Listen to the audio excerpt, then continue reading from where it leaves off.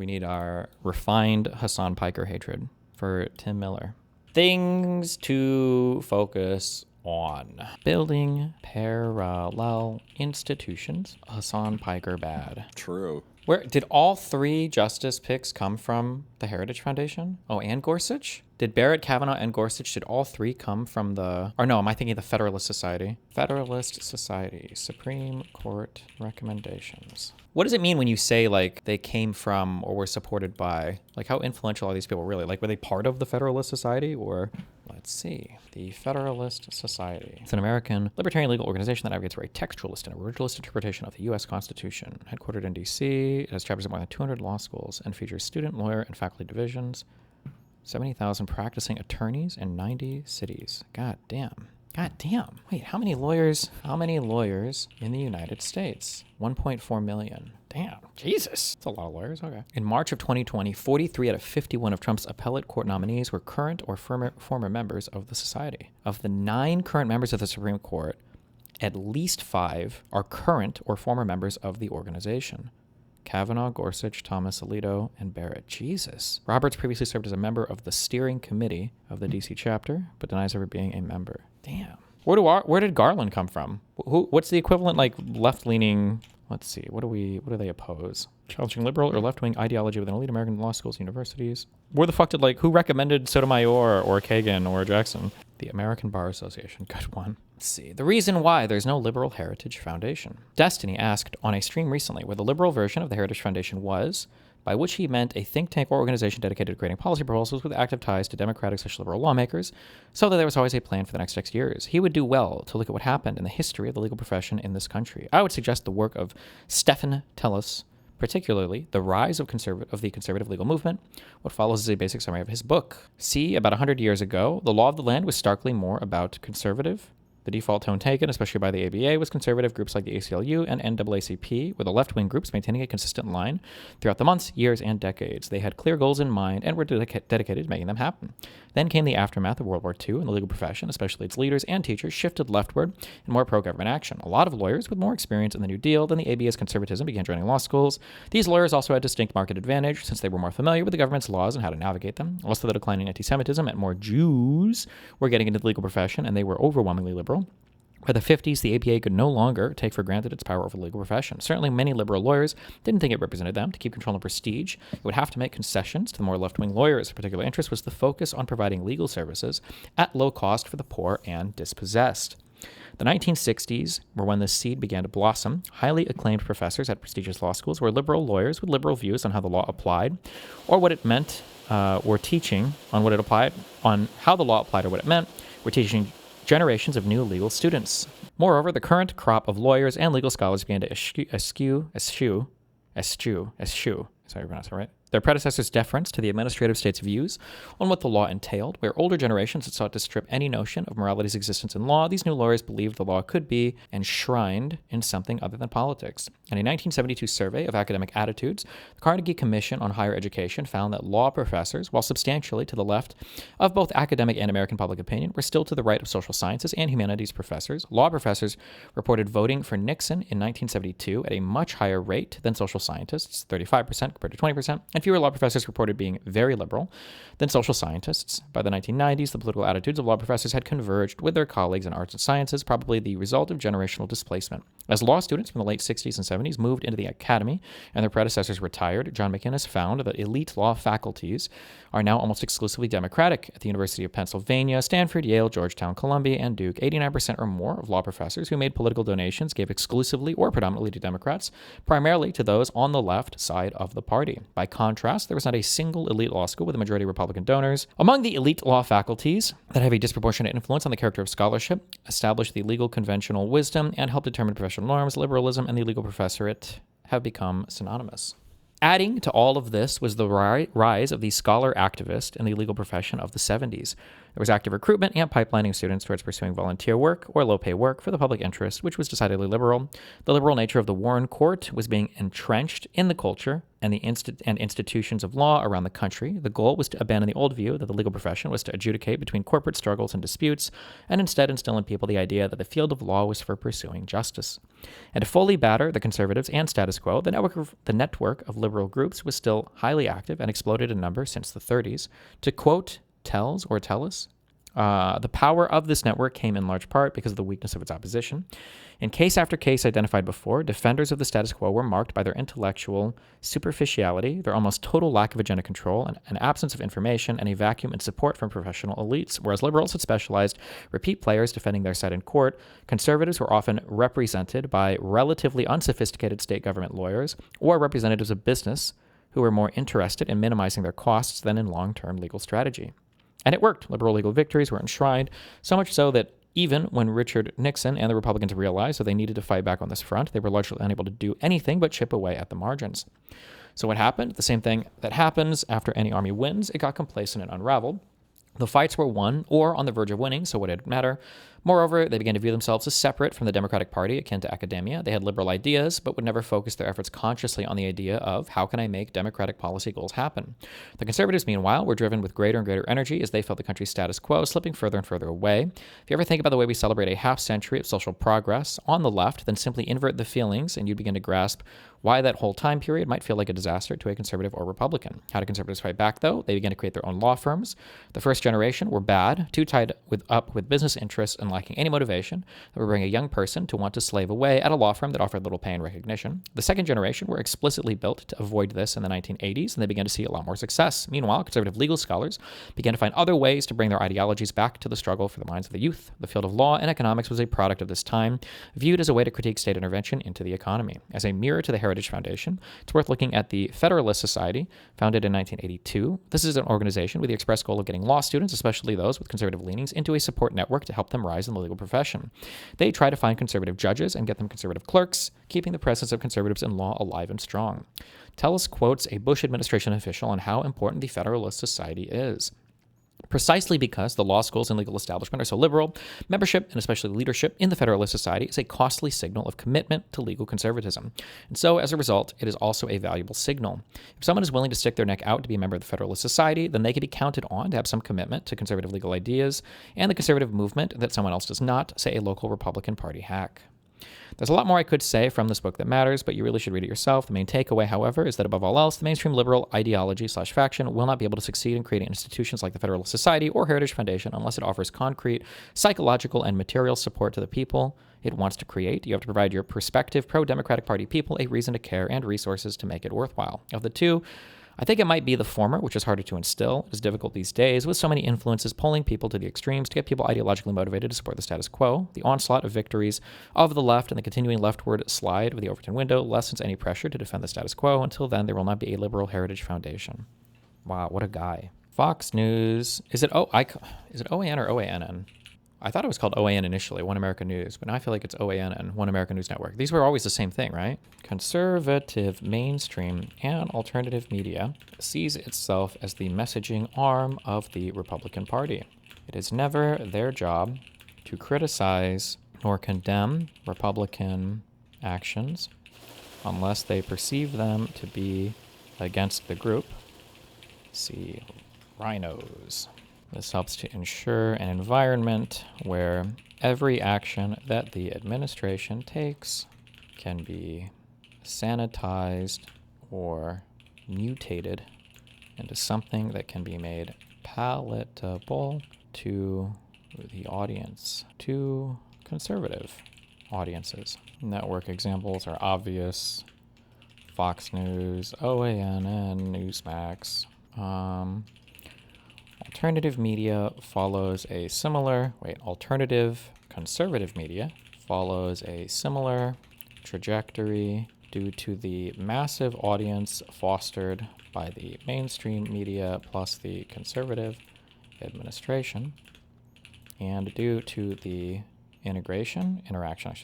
due to the active and deliberate interaction of the Republican Party with these alternative media figures. Did Rogan say he speaks to Trump regularly on the phone, or am I making that up? I think Kirk said it. I don't remember if Joe Rogan said that or not. I thought that was Hannity. Several people have said it. I'm curious if Rogan said he talks to Trump on the phone or he talked to Trump on the phone. I don't remember that or not. Oh, it's OAN, not OANN. Okay. Trump was making an effort to appear on alternative media shows, Joe Rogan, Tim Pool, Median, podcast circuit. Ideological media culture.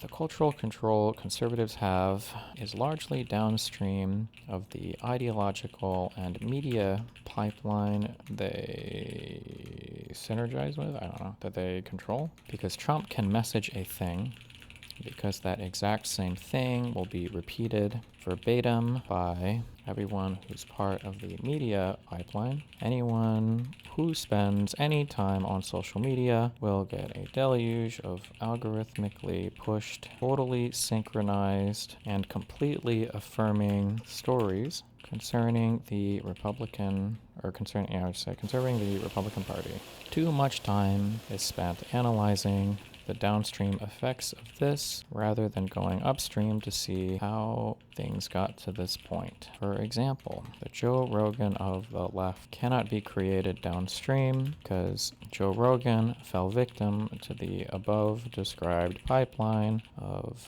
ideological/media interaction where he slowly became captivated and fell into the intentionally pushed Republican narrative before becoming a part of their pipeline, I guess. Okay. I just got a tornado warning. For what? Bullet point for this. Why socialists, Hassan, should be excluded from the Democratic movement, the Democratic Party. There are severe ideological mismatches, and any similarities are only true at the surface level and will quickly diverge as soon as you dig into them. For examples, single-payer healthcare is a thing.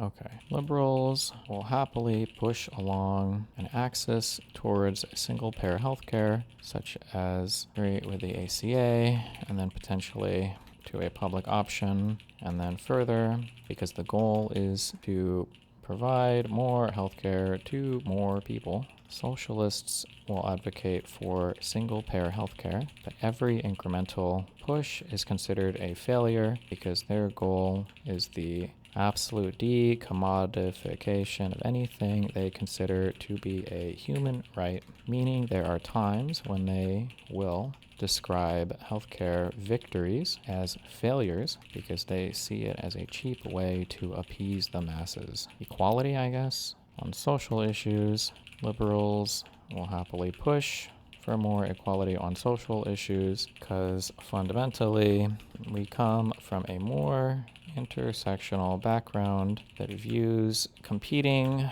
classes, what do you call groups of people? Conditions, afflictions, your race. What do you call race, gender, identities, I guess? I don't know. Identities as requiring different considerations, bolster their standing in society. Socialists will collapse all of these issues single-mindedly. We'll collapse all of these issues, I don't need single-minded, into class struggle, and will sometimes fight against any perceived identity politics as they view it as a distraction from the class struggle narrative. What's the third example where we have a superficial, we could do war, I guess. Examples: no more foreign wars. Liberals will generally criticize immoral involvement in wars that the U.S. participates in with great detriment to foreign civilian populations, or we'll just say that, or other humanitarian issues. Socialists only oppose military action by the West or anything they view as aligned with the United States, so they will criticize U.S. intervention, U.S. or Western intervention into conflict. They will often have nothing to say or will even be supportive of U.S. Maligned of adversaries West when to adversaries the West outside. Okay. I'll fill these out with clips and examples soon. I'm just trying to get my outline of this conversation. The outward stated goal of many of these socialists is to co-opt the Democratic Party, to turn it into a socialist party. They view Democrats as the enemy, not as allies. They view Democrats in the best light as useful idiots, but never as allies. And socialists are likely out of step with where the public consensus is on most issues, which is why they rarely support candidates that can win elections outside of deep blue areas and will oftentimes contribute to rhetoric or ideas that are deeply unpopular in other competitive districts. I think this is okay broadly for I wrote stuff down here. Can I incorporate into other stuff down here? Joe Rogan comparison versus going on other shows. Oh, the platforming question.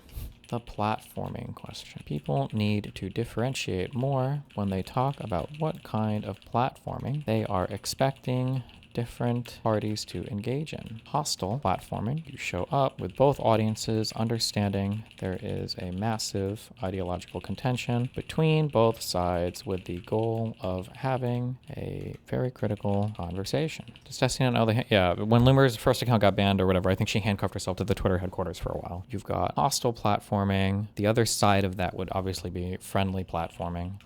You show up with both audiences understanding there is that you are both on the same team and will mainly be here as a PR/bolster campaign person or for both parties. What would I call this? Middle ground conversion platforming, understanding that there is some or a significant disagreement between both sides with a goal of drawing some similarities and some disagreements between you. Which one you focus on will depend on the goal. Well, you could probably break this out into friendly conversion platforming and unfriendly. The focus will be on building similarities. How do you spell this word? Similarities. Okay. On building on the similarities between both sides, both sides to ingratiate both parties' audiences with each other, with each party, with each figure. Adversary conversation. Adversarial. Critically analyzing the differences between both sides, the goal of making the other side warmer towards the opposite's viewpoint. Wait, I should change these. Good. Is ingratiate incorrect now? Hold on. Bring oneself into favor with somebody by flattering or trying to please them. Ingratiate themselves to build camaraderie then? I don't know. I think ingratiate was fine. I don't care. Can I find an example of each of these types of platforming? So friendly platforming. You show up with both audiences understanding that you're both on the same team and will mainly be here as a PR/bolster campaign for both parties. This describes... Example. This describes essentially every single Trump and Republican, and MAGA appearance on every single media platform they own. What would I say? On every single conservative media platform. These conversations allow for conservatives to pilot ridiculous arguments with almost zero pushback from their interlocutor. I shouldn't even say that. From their interviewer, for example. What are some ridiculously stupid things I've heard lately? I feel like that Lutnick guy says retarded shit all the time. Who did I just watch that blamed Biden for rising gas prices? Oh yeah, Besant as well. Tulsi Gabbard lying about the Obama 2016 Russia IC reports. Give me two more examples. Nick Shirley. Who did he get interviewed by last? I'll say Trump's appearance on... I only listened to an hour of the Joe Rogan thing. I don't think... so was there any critical pushback in the later parts of that? Trump's appearance on Joe Rogan received zero pushback. I would need to know. I want to be able to do specific claims here. So I didn't listen to it all, so I won't be able to say it. All this conversation happens where Joe Biden... To be fair, this isn't on like a news network, but... left us in a terrible situation. And the reason why gas prices are where they are today is because of Donald Trump's work to get them lower, because in the Biden administration, they were crazy high. The gas prices we're seeing today are nothing like what we saw at the peak of the Biden administration because the president has set us up for energy dominance. And one of the lessons we all have to take away, frankly, every time we get involved in anything overseas, whether it's in the Middle East or anywhere else, the thing we got to take away from it is energy dominance and energy independence. I guess I can just literally look at any fucking, I don't know, Fox News interview. Fox News, what are the last big interviews they've done? Fox News, video. Rubio, what are you talking about? President Trump has been briefed as the search continues for the second crew member of an F-15E fighter jet that went down over Iran. And it comes as the president reportedly says the downing of that jet will not affect his negotiations with Iran as the conflict now enters the sixth week. The jet went down near Karg Island and the pilot was ejected safely. A second U.S. jet was also reportedly targeted and hit near the Strait of Hormuz. Let's bring in now former U.S. Ambassador to NATO, Kurt Volker. Kurt, I'll just get your top line thoughts here. Hold on. I didn't see anybody else give this read, okay? I'm so curious. Trump gave an interview to, who was it? Trump gave an interview to somebody like a month and a half ago. And one of the things the guy asked Trump was, would you guys invade that Karg Island and take it over? And Trump got like uncharacteristically ass-pained about that question. I wonder if he got ass-pained because they were already planning it, that was going to happen, and the guy calling it out was like, fuck, why are you giving away my plans? Does anybody remember who he was talking to? Was it Gutfeld? No, was it? No, it was like a more dick-sucky guy, because Trump was like, you're a really smart guy. Oh, it's a guy I've talked to before, I think. Fuck, what was it? Is it No, what's the guy's name? Is it Kilmeade? Wait, have I talked to Kilmeade before? I thought it was a guy that oh no, was it this? Oh wait, no, maybe it's not a guy I talked to. President. He got so mad when he brought this up. And this is like a whole dick suck interview, and Trump got mad about it. Beating us up psychologically, making us look like a bunch of fools. One bullet shot of one of our men or ships, I do a number on Karg Island. I go in and I take it. Now here in 2026, you are president. Are you thinking about taking Karg Island when 90% of the Iranian oil goes through? And what do you think about, do you remember that interview and that school of thought? Yeah, but Brian, I can't answer a question like that. You should ask it. You should be even asking it. It's one of so many different things. It's not high on the list, but it's one of so many different things. And I can change my mind in seconds. But, if he had asked a question, who would answer a question like that? I mean, you're asking me a question, Karg Island, okay, everything. Who would ask a question like that? And what fool would answer it, okay? Let's say I was going to do it, or let's say I wasn't going to do it. What would I tell you? Oh, yes, Brian, I'm thinking about doing it. Let me let you know what time and when it'll take place. It's not, it's sort of a foolish question. A little surprising for you because you're a smart man. I am, but you were just pretty amazing that you thought about it in 1988. So, well, I did, but I thought about a lot of other things. You know what else I thought? He's so mad that he brought that up. That's funny, because I think somebody said it was within 18 hours we started hitting that island. Is that true? So I think he was mad because this guy, I wouldn't say predicted it, but he brought up a thing Trump said. Trump's like, fuck, how does this guy know? What the fuck? Trump, basically, anytime he goes on Fox News and lies about anything. Did Kristi Noem lie about when she said Alex Preddy was armed? I know she did that at a press conference. Did she bring that up on a Fox show? I want a Fox News. All right, and tonight, all eyes on Minneapolis, where anti-ICE protests continue to sweep the city following a second fatal shooting involving immigration officials over the weekend. Here now with the very latest, DHS Secretary Kristi Noem. Madam Secretary, thanks for being with us. I want to talk about how untenable the whole situation is and why. I'm going to get to that.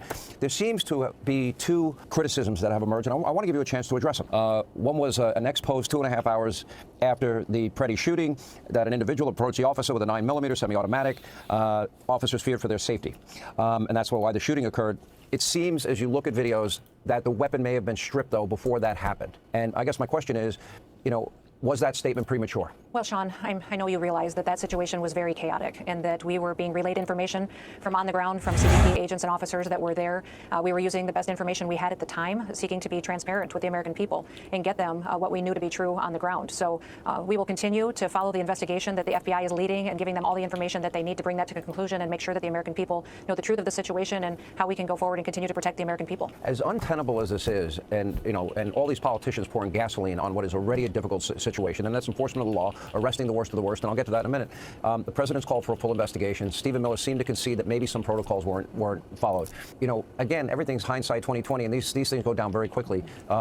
Any lessons to be learned? Handle things differently going forward? Well, Sean, that's part of the reason why we have several layers of an investigation here. We believe that we can always do better, and we seek to do that every single day. And we want to make sure that we not only improve protocols on the ground in chaotic and volatile situations like this, but that we continue to find the truth around this situation and get the facts to the American people and make sure that we continue to do our work every day with integrity, but that we continue to be able to get criminals and dangerous people off the streets like these officers have been doing for months ever since President Trump came back into office. They take an oath to go out and protect these communities and to keep them safe, and that's one of the jobs that they take very seriously, especially in Minneapolis, as we've seen this kind of violent riots go forward and attack them.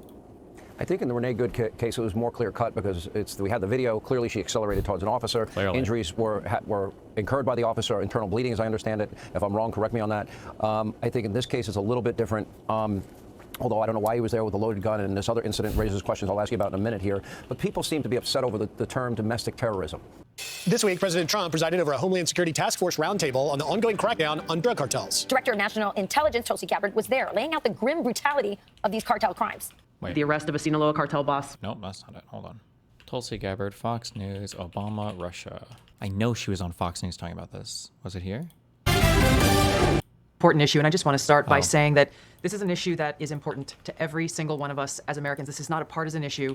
It has to do with the integrity and the strength of our democratic republic. And it lays out this over 100 documents that you're referencing that I released, declassified and released, spells out in great detail exactly what happens when you have some of the most powerful people in our country directly leading at the helm, President Obama and his senior most national security cabinet, James Comey, John Brennan, James Clapper. Fuck, all three of these are with Hannity. Whatever, it's Fox News, doesn't matter. Is Hannity their largest host now without Tucker Carlson there? Oh, is Jesse Waters bigger? Him and Jesse Waters are their prime time hosts. Okay. Friendly conversion platforming. You show both audiences understanding that there's some disagreement between both sides, with the goal of emphasizing similarities while potentially noting some disagreements between you, focusing on building on the similarities between both sides to build camaraderie, both parties' audiences to build camaraderie. Focusing on building both sides, focusing on how closely united they should be against the opposing side, against the not participating, it's not in the conversation, against some third party. Okay, friendly conversation platforming. This is where I would say all of the podcast bros show up. Donald Trump on... How many different shows did he show up on? We had Joe Rogan, Tim Pool,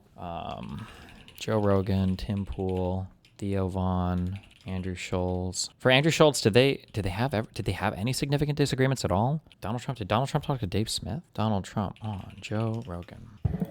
Donald Trump on Tim Pool. I'm Hannah Claire Brimwell. I'm a writer for SCNR.com. That's Scanner News.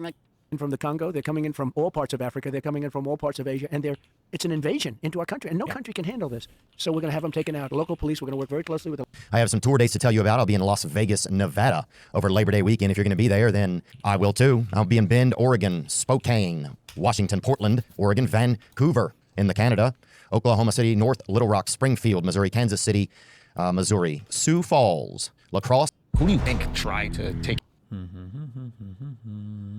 6 Feet Under? I haven't even heard of that. Bussin' with the Boys. Theo Vaughn, Aiden Ross, Lex Friedman. I don't know if you know this, but some people call you adversarial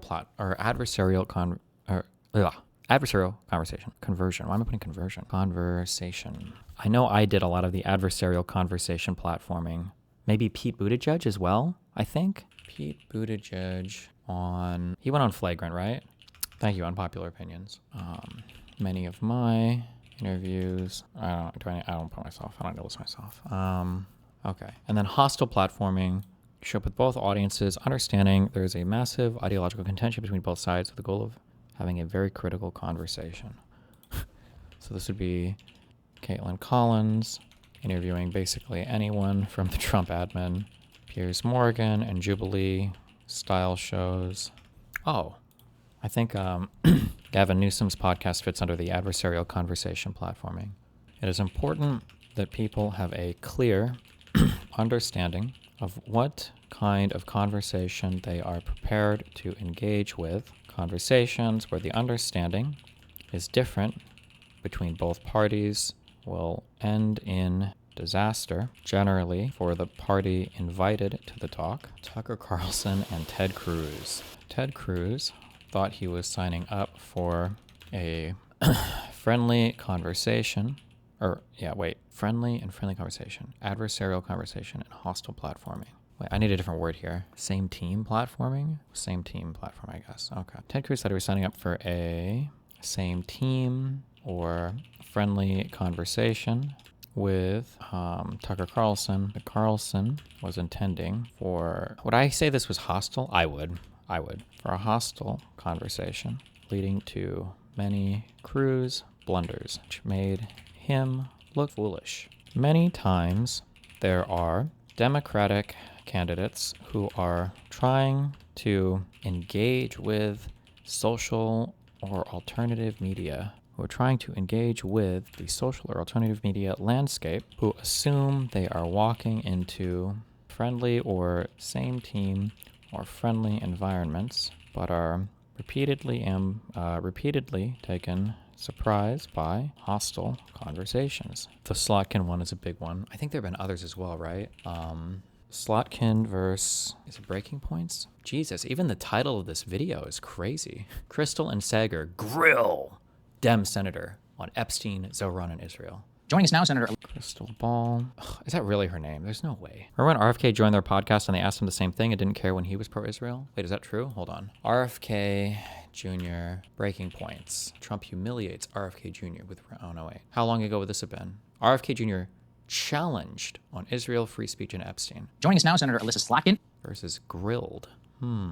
Very pleased to bring you all today an What was his stance? Now, this was December 15th, 2023. Slotkin was 2025. These are quite a time period apart now. Is there anything that was more recent with RFK Jr. and Breaking Points? Because you could argue that the war got worse for the Palestinians, so maybe it would make sense why they're more aggressive later on about it now. very pleased. I don't know. Fuck. I can listen real quick, I guess. And specifically the topic of Israel, obviously very much in the news right now. So President Biden's administration, they have said that they have no red lines for the state of Israel and their conduct in this war. Do you have any red lines for Israel? Well, the red lines are that you don't deliberately, you do everything you can, which I think Israel is doing right now, to avoid civilian casualties. But there's collateral damage in every war, and they're fighting an implacable enemy. I mean, I don't think there's any country in the world that would go as I think Bulwark has covered a ton of these examples. Well, link me. far as Israel has gone to not invade Gaza. I mean, Israel was being bombed by Hamas, took over Gaza. Israel walked out of Gaza. There's no occupation of Gaza. Well, there's a blockade because Hamas declared war on Israel and sent suicide bombers off, so they put up a fence. So it's their, that's like the guy who kills his parents and then throws himself on the mercy of the court because he's an orphan. For them to say that they're blockaded, they're like, yeah, they're blockaded, and it's not just Israel's blockading them, it's Egypt. Well, everybody has a problem with Hamas. In fact, after the 73 war, after the 67 war, Israel tried to give Hamas back to Egypt, and Egypt didn't want to take it because Gaza back to Egypt. Egypt didn't want to take it because of the high level of sort of religious militant Islam that Egypt considered a threat to its own government. Let me just finish. Sure. Israel, Hamas took over in 2006, right? And they immediately started shelling Israel. So they sent on average 2,000 rockets a year on civilian populations, and their charter and their public statements day after day are it's against Islamic law for them to even negotiate with Israel, except as a ruse. It says that in their charter. The only satisfaction for them, the only goal, is to annihilate Israel and kill every Jew, not just in Israel, but all around the world. So Israel, instead of going in and attacking, if Mexico elected a communist government, the communist government began sending shells onto civilian populations in San Antonio and Houston and say, we're going to retake Texas, which they have a legitimate claim to. We're going to retake it. How long would it take us to go in there? It wouldn't take us very long. We would go in and we would do whatever it took to take out the people who were sending the shells. And Israel, instead of doing that, Israel did something extraordinary, which is it invested in an Iron Dome, which is to defend itself. Again, just a little bit. So there's thousands, tens of thousands of Israelis that on that part of Israel that have been raised in bomb shelters. Who would put up with that? There's so no one here is excusing the actions of Hamas, but I think you agree that one atrocity does not justify another. So how can you hold on? How can you say though? How can you say? I haven't finished my question. How can you say that Israel is doing everything they can to avoid civilian death when the civilian death toll, even by Israeli estimates, and this is the low, this is the best possible number you could put on it, is 61% innocent civilians, thousands of children, thousands of women. That's worse than the combination of every 20th century conflict combined. So how can you look at that and combine with the complete siege of 2.2 million people and say that they are doing everything they can to protect civilian life? First of all, what you said is not true. We killed 750,000 civilians in Iraq. Just like percentage-wise. 750? What is that? I've heard the 500,000 one. 750,000? Where is this? Jesus.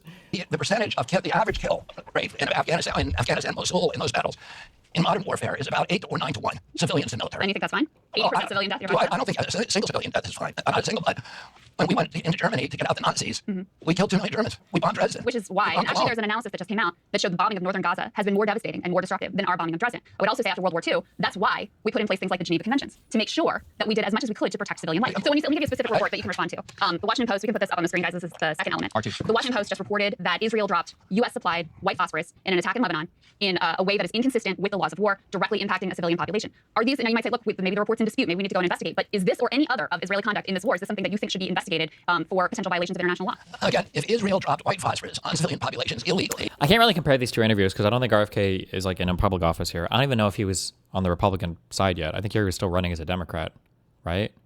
Or if I don't even know if he announced he was running it. December of 2023, maybe? Yeah, I don't know. I can't really compare. Who are the... If I want to find out who like the most popular Democrats are right now, I'm trying to think if this gives me a good understanding of the landscape or not, because a lot of it will come down to name recognition and stuff. I don't know. Let's see. Who are most popular poll Democrats right now? Current most popular Democrats poll. Do Democrat. Oh, March 6th. Okay, a month ago. Do Democrats want to be normal? Survey analysis of today's Democratic coalition. Moderates, 47% of the Democratic coalition. Voters who describe themselves as a moderate Democrat, independent, or anti-Trump Republican. Moderates form the largest segment of the coalition with an average age of 53. They are somewhat more likely to be non-college graduates and are demographically diverse, 62% white, 70% black, 30% Hispanic, 55% Asian. More than half live in suburban communities, and they are the most electorally flexible faction in the coalition. Only 45% say they have never voted for a non-democratic presidential candidate. Progressive liberals, 37% of the Democratic coalition. Voters who describe themselves as liberal Democrat or progressive Democrat. They're the whitest, 65% white, 11% Hispanic, 70% black, 5% Asian of the three groups, and are evenly split between those with college degrees and those without. A large majority describe themselves as ideologically left-leaning. This group is also disproportionately concentrated on the West Coast and in suburban areas. And the woke fringe. Voters who describe themselves as a democratic socialist or communist, 11%. The woke fringe stands apart demographically and attitudinally. It is the youngest faction with an average age of 43 and 7 in 10 members under the age of 50. It is the group with the fewest Hispanics, but the largest proportion of black and Asian voters, 60% are white.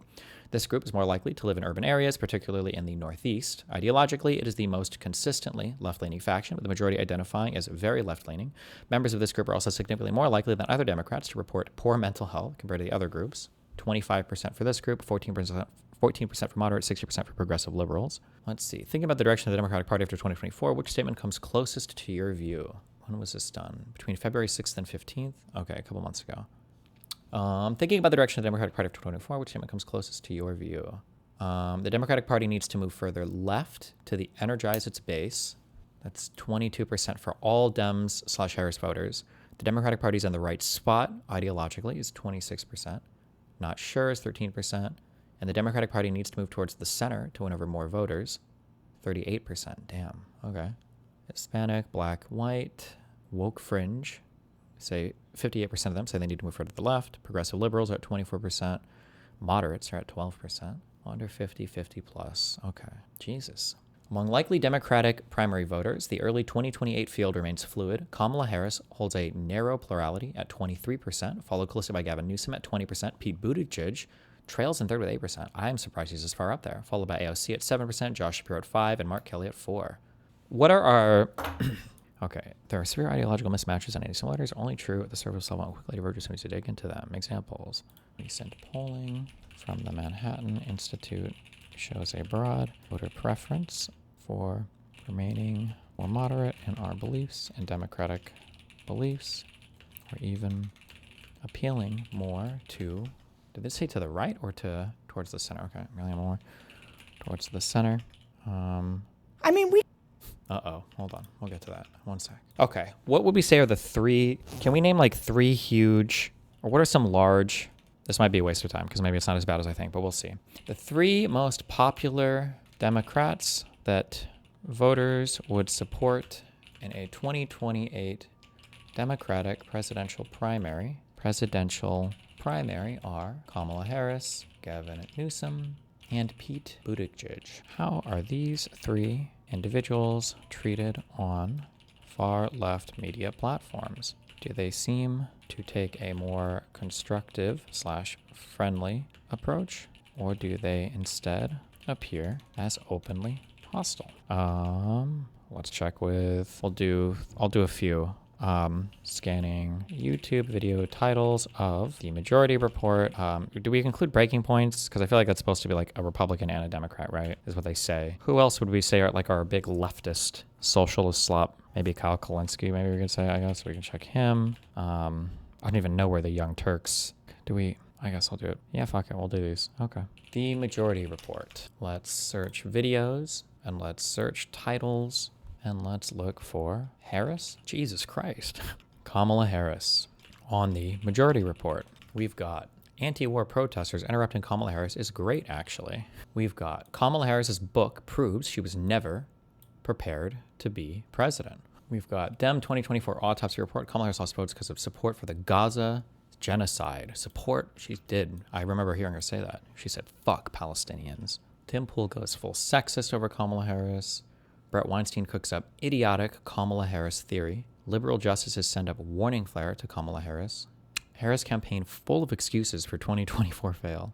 It seems like the only time they defend her is when it's just against like more reprehensible people. So like against Tim Pool, against Brett Weinstein. I think, we need to wait until we get really better data on who voted and why. Like how many people went from being... Curious what they say about this sexist. We talked about Hillary Clinton, right? And like how the public's mind was made up about her until 2016, and that was a big issue for her. This is a big issue for Trump. Everyone, people already know how they feel about him. I saw a poll, only 2% of the population is undecided on their opinion about him. So if Democrats can outperform Republicans, that's game over. And there's benefit to having newness and youth and all of those things. Well, that may be the case, Emma, but have you considered that maybe Kamala Harris shouldn't be laughing so much? Let's tune into some very incisive political commentary from Tim Pool, who's just calling him as he sees him. That the political consultants for Kamala Harris and Hillary Clinton are telling them, you cannot be the screechy strong woman because people don't respond well to that. You have to be the jovial laughing woman, which is terrible advice. But I hate to break it to you guys. I wonder if there is just naturally a predisposition humans have to react less positively to women rallying cries as opposed to men. I mean that. I'll give some examples. We know. All right. I said yesterday that the laughing is a misogynist dog whistle, right? Didn't I say that? Whoopsie. So I'm sorry to tell you guys, but I had a strategy going into that debate with him, and I was going to laugh at him if he acted ridiculous. When I did laugh at him, that's when he started screaming. Is this why you guys don't get invited places? We're not having real conversations. That's when he got super red. There is something, first of all, like Hillary Clinton, yeah, that was part of the issue, bro. She can't, she was, I really have so many issues with her from like Iraq war support, Wall Street ties. I hated voting for Hillary Clinton. But the sexism issues were real. She couldn't laugh because it was inauthentic. But then when she would try to rally, she's being screechy, she's being aggressive. He's describing the outcomes of sexism and why they need to be overcome. But he's basically saying, well, there's nothing you can do because either you're screechy or you're too giggly and we're going to criticize you anyway for it. Yeah, bro, that's the problem. It's because you have an issue with a woman being in a position of authority in front of your eyes. What's always great about Tim Pool is he takes his perspective on things and then says it's actually the world. I want to remind Tim Pool that Hillary Clinton lost by 70,000 votes over the course of 3 states in terms of the Electoral College, but millions of more people voted for her than Donald Trump.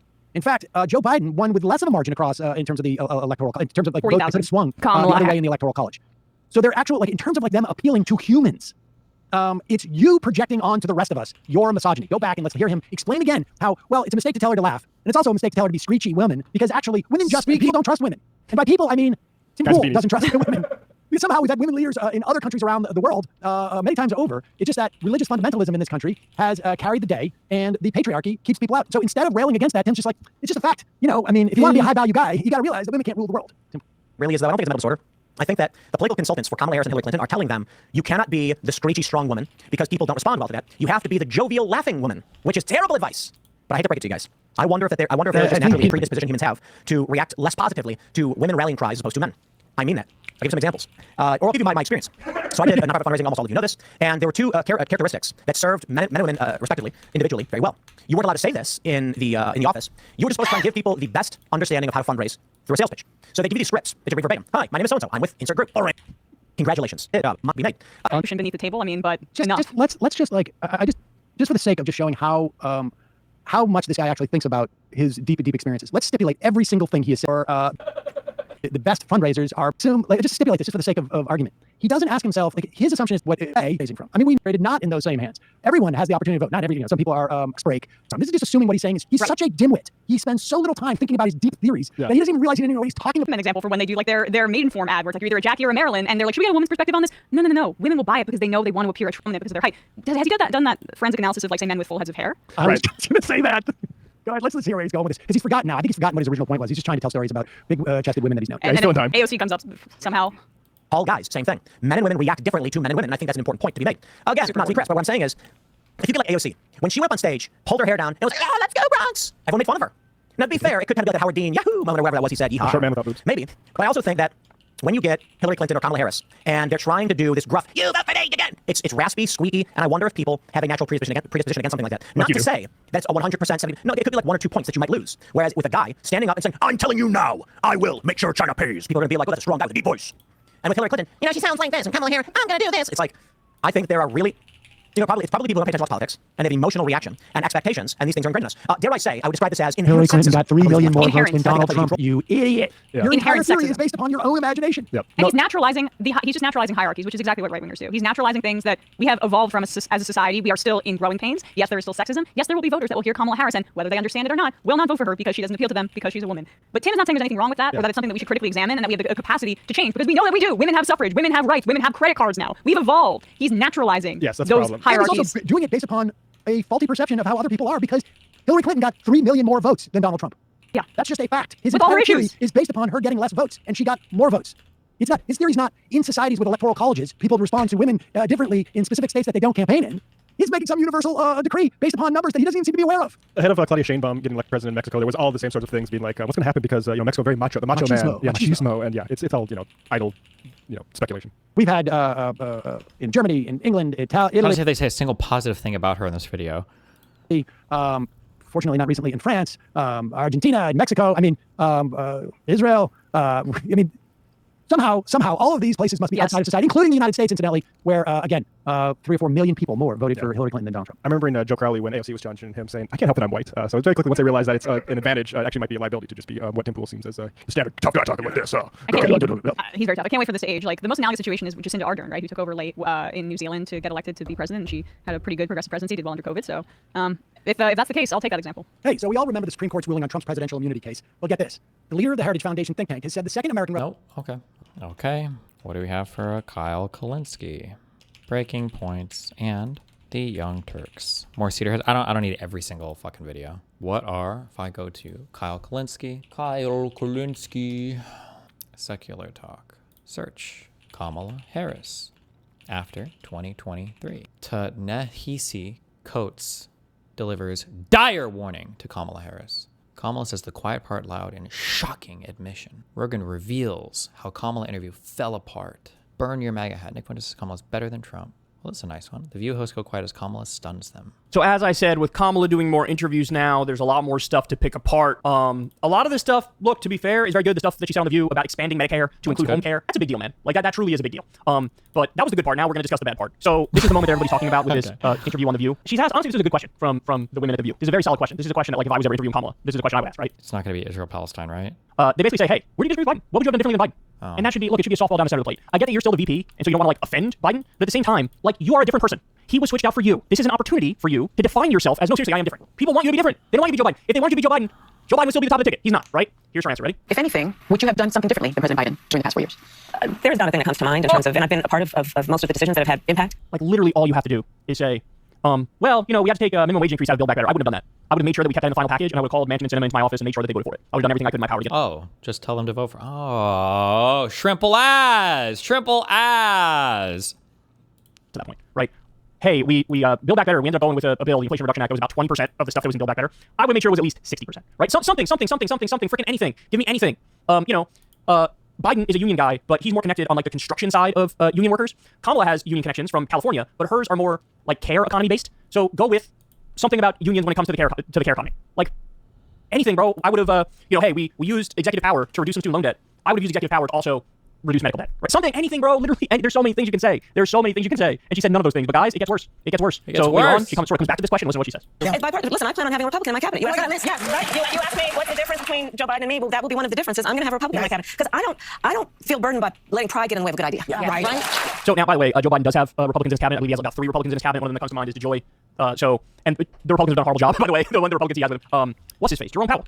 Right? He's a Republican. There's a whole bunch that are in his administration, and they've done a bad job. So let's get that out of the way. Wasn't Powell put there before Biden, though? Don't they serve longer terms? Is it 10 years or something? I thought Powell was put there by Trump. Right? But, like, again, this all goes back to what we were just talking about. Kamala and her staffers feel, and they worry that you're a black woman, so people are going to code you as left-wing. So you need to make sure to let them know, I'm moderate, I'm centrist, I'm a moderate, I'm a centrist. But their way of doing that is to have her say shit like this. There's nothing that's different between me and Joe Biden. Actually, there is, because I will be more right-wing. He reappointed him? Oh, okay. I'll have a Republican in my administration. Presumably she means, like, closer to her in her cabinet, right? And that's not the way to do it. That's not the way to do it. You need to find a way. Which is tradition? Oh, I don't know what the tradition is. I don't know if the Federal Reserve Chair is usually considered a cabinet person either, right? They don't go to, like, cabinet meetings and shit, do they? Look, I get it. You're trying to get moderate votes and slightly... No, we haven't seen Powell at any of Trump's cabinet meetings, right? Conservative votes and disaffected Republicans. I get it. There's a good way of doing that. There's a bad way of doing that. A bad way of doing that is saying, thank you for your service, Dick Cheney, Mr. Torturer, war criminal. I'm proud to have your endorsement. That's a bad way of doing that. A good way of doing it is just saying, yeah, I'm a moderate. I'm a centrist. And that's why I'm going to eliminate medical debt. And that's why I'm going to raise the minimum wage. Yeah, I'm a centrist. That's why I'm going to expand Medicare to include home care. I'm going to do centrist stuff like that. I'm a centrist. I'm going to do $6,000 child tax credit. I'm going to ban price gouging. I'm going to lower more prescription drug costs. I'm a centrist. Look at polls. Majority of Americans with me on those things. That's right smack dab in the center of the country. I am a centrist. I'm a moderate. These are the things I believe. That's how you do it. And by the way, we all know what she means. She means like Liz Cheney's going to be in the administration. Well, look, if Liz Cheney's going to be in the administration, the only thing she should or could ever work on is another, January 6th committee to take down Trump for more of his election stealing crimes. Because that's the only area where she's good. Everything else is bad. She was celebrating Roe versus Wade being overturned. Remember that? She voted over 90% of the time with Donald Trump. This is just Donald Trump in a pantsuit. Like, that's what she is. The only difference is she's against stealing the election. Wow, like, lowest bar in history. I genuinely don't want to downplay that. Like, thank you for taking up this position. That's good. That's the only... Fuck. I would have to go check conservative media to compare, but, like, I'm just so curious. Somebody pointed out that Kyle tweeted this because he wasn't a fence sitter for this election. All right, guys.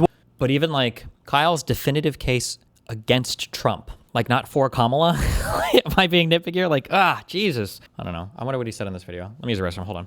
Welcome to the show. We have an election tomorrow, and I am super excited for today's show. It's probably the most important show that I've done in a very, very long time. So in just a second, I'm going to make the definitive case against Donald Trump. Just lay out nothing but straight facts. And I hope you guys share the segment with your friends, with your family, with people who agree with you, with people who disagree with you, with people who are fence-sitting. Because again, I'm going to try my best to make an ironclad case and change people's minds. So we'll do that up front. Then after that, I will be revealing my election prediction. Do not miss that segment. I will tell you how I think the election is going to go. Then after that, I'll describe to you exactly what you have to look out for on election day. This is also going to be a super important point because there are things that are almost certainly going to happen, and nobody's talking. He was already calling her Hillary 2.0 in 2021. He never fucked with Kamala. I'm trying to focus on things closer to the election or around the election time. Because your mind can change, right? Think about them. And so you need to mentally prepare. And I'm going to lay out for you exactly how it's going to go. And then after that, guys, this is a huge story. It's crazy. It's not getting more play. They haven't talked about it on mainstream media. But the Daily Beast had a bombshell article a few days ago. It is a brand new, insane Trump Epstein story that you have to see to believe. All right, so we got all that and much, much more, including Trump's closing ad versus Kamala's closing ad. So let's go ahead and get it started. The point of this segment here is to make the definitive case against Trump. And I hope, again, share with people share with people you like, share with people you don't like, share with people you disagree with and agree with. We're really trying to do our best to change minds here. And I'm going to do it by... Show transcript. It's not right. It must be... This can't possibly be... No! He must say Harris or something. There's no way there's only one mention of Kamala in this entire video. It's got to be... That's not possible. No shot! I'm just trying to spit straight facts. So I'm going to start the segment off a little weird. Just to prove to everybody who might not know about me in the show, I am not what you might call a partisan hack. Okay, I will give credit where credit is due if I think it's merited. I don't really care about what political party you're in or what your ideology is. If you do something that I think is objectively good, I will say, you know what, credit to you. So first, let me start with just a couple things where I actually agreed with Trump when he was president. I like the First Step Act. That was criminal justice reform. He very famously got that through. Again, if it was a Democrat who did it, I'd be giving the Democrat credit. It was Trump, the Republicans who were able to do it. It was Trump, I think it was a lot of Democrats that ended up getting it done. That was wonderful. Pardoning Alice Johnson. Remember that story? The sweet old grandmotherly lady who was caught up in some drug crime and she was spending life in prison, but she definitely didn't deserve it. And Kim Kardashian went to the White House to try to convince Trump to pardon her, and he did. Credit to her. Credit to him. I guess also credit to her. He did not do. He ran in 2016 and said, we're not going to do the TPP, the Trans-Pacific Partnership, because it's another massive outsourcing deal that will hurt American jobs. And to his credit, he got in there and he killed the TPP. Now that one he only gets half credit because he also took a lot of the provisions of the TPP and slipped it back into his new NAFTA bill. So it's only partial credit because some of those things became law anyway, but nonetheless, still very happy he axed TPP. The other thing is he banned bump stocks. Remember that? This is something many right-wingers and Second Amendment supporters did not like. This is something I thought was very reasonable, very common sense. It was after one of the massive mass shootings, and he said, these bump stock things are unnecessary, and he banned them. And then finally, this is probably my most controversial give Trump credit line, is I actually liked it when he stopped doing the chest thumping and beating the war drums when he came to North Korea, and he literally met Kim Jong-un and shook his hand, and they had a meeting.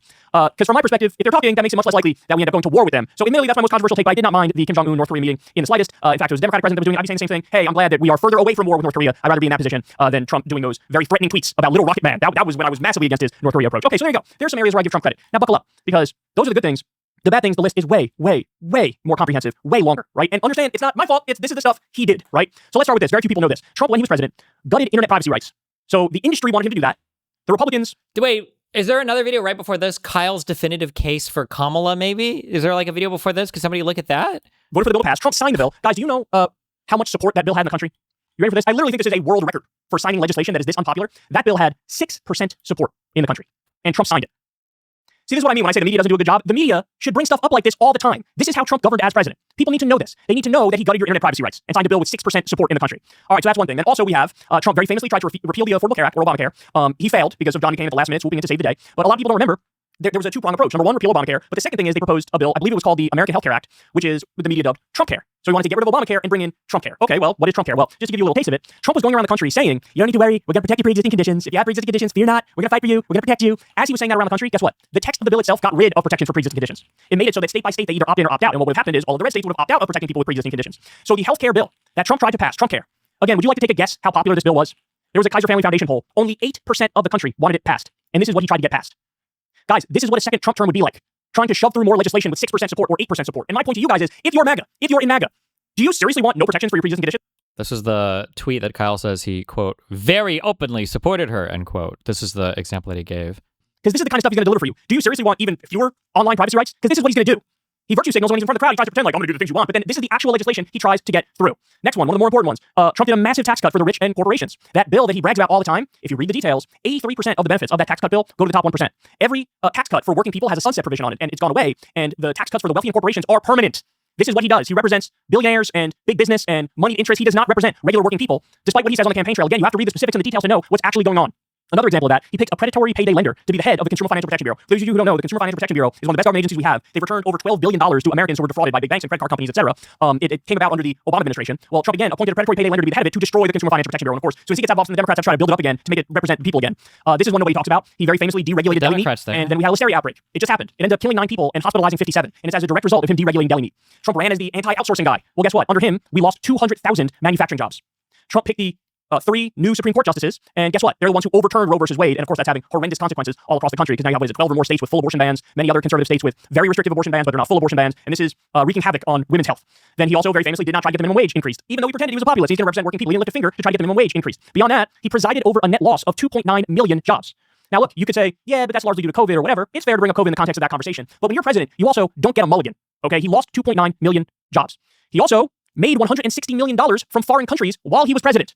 This is a clear violation of the Emoluments Clause of the Constitution. And the concern is, if you're taking that much money from foreign governments and from foreign wealthy people, who are you really beholden to? Are you making policy for the American people, or are you making policy for them? He did a lot of self-dealing. So, for example, he billed the Secret Service $1 million and had the Secret Service stay at one of his hotels. This sort of self-dealing, if any other politician was doing it, it'd be a giant story and there'd be massive scrutiny. But with Trump, it's like number 7 on the list of scandals for the day, so people barely even know about it. There was a massive outcry at the time when there was the child separation policy going on at the border. In fact, 5,000 kids were separated from their parents at the border. He, of course, tried to do the thing he said on the campaign trail, which is the Muslim ban, and it had to go through the court system, and he had to rework the Muslim ban in a number of different ways and basically make it not a Muslim ban while trying to kind of still have it a Muslim ban. Some wild stuff, man. That's some wild stuff. He was impeached in the House over the Zelensky phone call. If you guys remember that, that was he was trying to get Ukraine to open up an investigation into the Bidens when he was running against Joe Biden. He was also impeached for incitement to insurrection in the House. And here's the fact that many people don't know. So, yeah, the impeachment got through the House, right? I think both times got through the House. But for the second impeachment, the incitement to insurrection, get this, 57 senators voted to impeach him and literally remove him from office. Now, obviously, with impeachment, you need more than 57, but the overwhelming majority of senators said, yeah, he tried to incite insurrection with January 6th, and he needs to get out of here. So that means 7 Republicans agreed with the Democrats and said, yeah, he tried to incite an insurrection. By the way, more on that sort of stuff later. Trump also appointed more billionaires and Wall Street CEOs in his administration than any president in history. That's very ironic, again, because this is a guy who pretends like he's anti-establishment and he's against the elites, and then here he is doing the most pro-establishment, pro-elite thing anybody can do. He also acted like getting an infrastructure bill was a big thing for him, and he was going to get it done. Well, guess what? He did not get an infrastructure bill through. All we got is some virtue signaling like infrastructure weeks.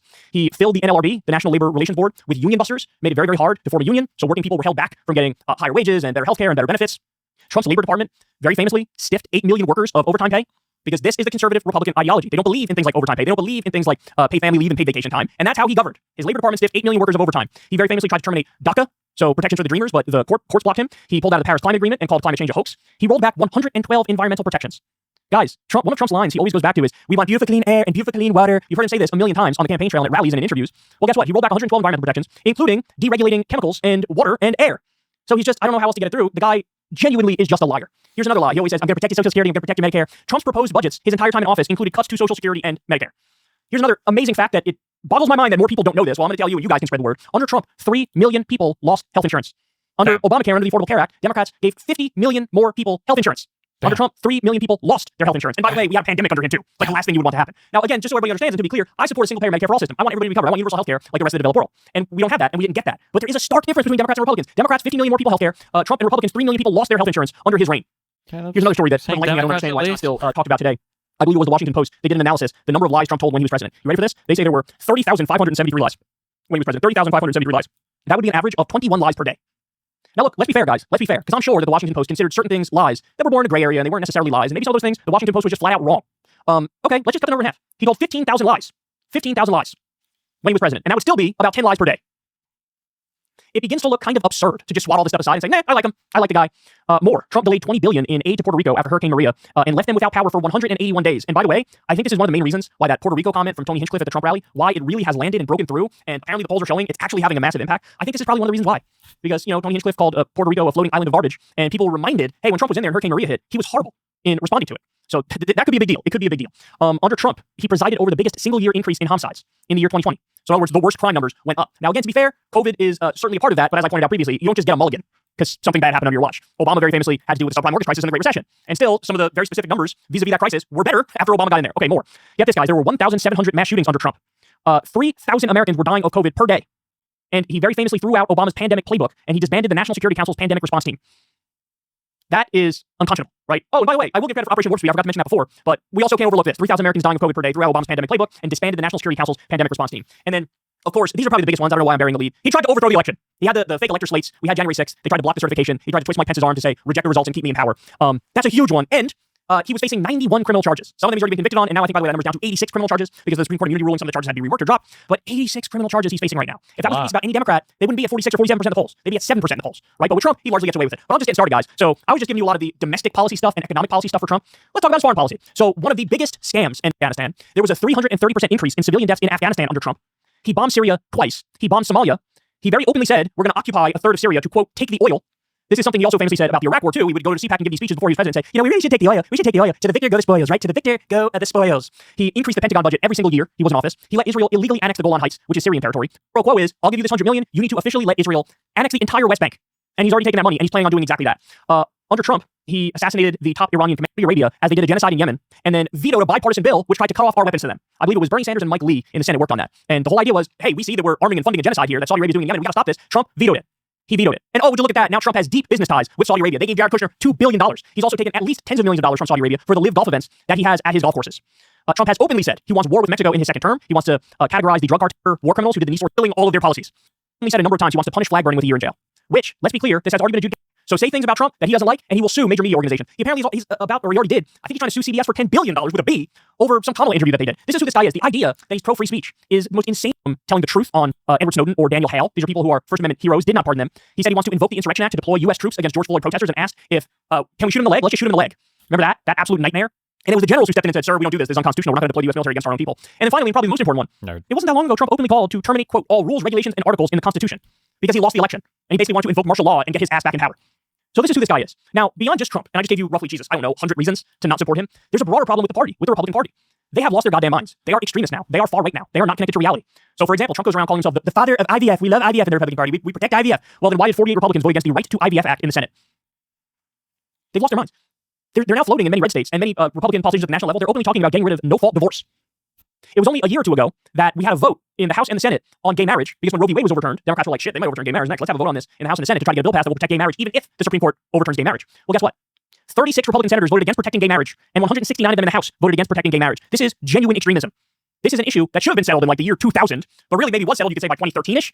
But now they're saying, no, let's roll back the clock a decade. We're against equality under the law. 44 Republicans in the Senate voted against extending the child tax credit. This is as the Republican VP candidate, J.D. Vance, goes around pretending like he's in favor of it. Guess what? He skipped that vote. He didn't go. So they're lying. This party has a massive problem with lies. Wow. 51% of Republican candidates in the 2022 election, in the midterms, which they did horrible in, by the way, they were election deniers. They were election deniers. Not good. So in other words, this party has a massive, massive problem with reality. And they've lost their goddamn minds. And it's like, there needs to be punishment for that. They need to know it is unacceptable for you guys to sprint further and further and further right. So the other thing to keep in mind when it comes to Trump and the Republicans is Project 2025, right? Trump has tried to distance himself from it. It's nonsense. He bragged about how the Heritage Foundation staffed his last administration. He spoke to them relatively recently and said, you guys are going to help lay the ideological framework for our next administration. You know, you have J.D. Vance wrote the forward for the book of the dude who wrote Project 2025. He was like the head of the project, and J.D. Vance wrote a forward for that dude's book. I mean, the connections are endless. He's had dozens of staffers already in his administration from the Heritage Foundation. Understand, when you vote for a candidate, you're not just voting for a candidate, you're also voting for a massive bureaucracy that goes hand in hand with them. And massive bureaucracy on the right, it's the right-wing think tanks. And Project 2025 is their wish list of everything that they want. And this is a party, and this is an agenda that includes banning states from doing free school breakfast and lunch for kids. This is something some of the blue states have been doing. They want to ban it. They want to ban states and cities from doing minimum wage increases. In fact, in some red states at the state level, they've already banned it for the city level. So if you are, you know, a city in a red state and you want to raise minimum wage in your city, they go, nope, you're not allowed to do that. In Texas, for example, they've banned extreme heat work breaks. So you might, I didn't talk nearly enough in this piece about January 6th, but more importantly than January 6th, the fake elector slates, where Trump and the Republicans flat out tried to steal the last election, right? There's no other way to say it. So oftentimes what you hear from Republicans is, wait, hold on now. They weren't fake elector slates. They were alternate elector slates. And they were just doing what had been done many times in the past. That, ladies and gentlemen, is a myth. That, ladies and gentlemen, is 100% not true. And the reason why it's not true is because in the past, when alternate slates of electors were used, it was when there was a genuine question as to who won a given state. And they said, okay, well, here are the two different slates of electors. Here's the person that's in the lead. Joe Biden won these various states. And fake electors and fraudulent electors. So don't take my word for it. Take their word for it. And the other thing you hear is, well, look, if Trump actually believed that he won the election, then maybe some of this stuff is kind of justified. But the thing is, he didn't even believe that he won the election. And, you know, the list goes on and on. There was a story that came out, there was something that was floating around Twitter the other day where Trump was watching TV and said to somebody in the room, like, I can't believe I lost to this guy when Biden was up there talking. There are a number of instances of him acknowledging and admitting, yeah, look at Aileen Cannon, who's thrown out cases where Trump is clearly guilty, like the documents case. So, guys, a guy like this can be nowhere near power, right? He could just be nowhere near power. And he's proven that time and time again. He's authoritarian to the core. And now he destroys the entire regulatory state. Who's going to tell him no? That's literally part and parcel of the ideological project of the right. That's what it is. And so, I originally was going to go through all of, like, here are the things I disagree with Biden and Kamala on, but here are the things I think that they did that they don't get enough credit for, and sort of wrap this segment up by giving an analysis of both sides. But honestly, we've already gone so freaking long that I don't think that's the best way to wrap this segment up. So let's leave it at that.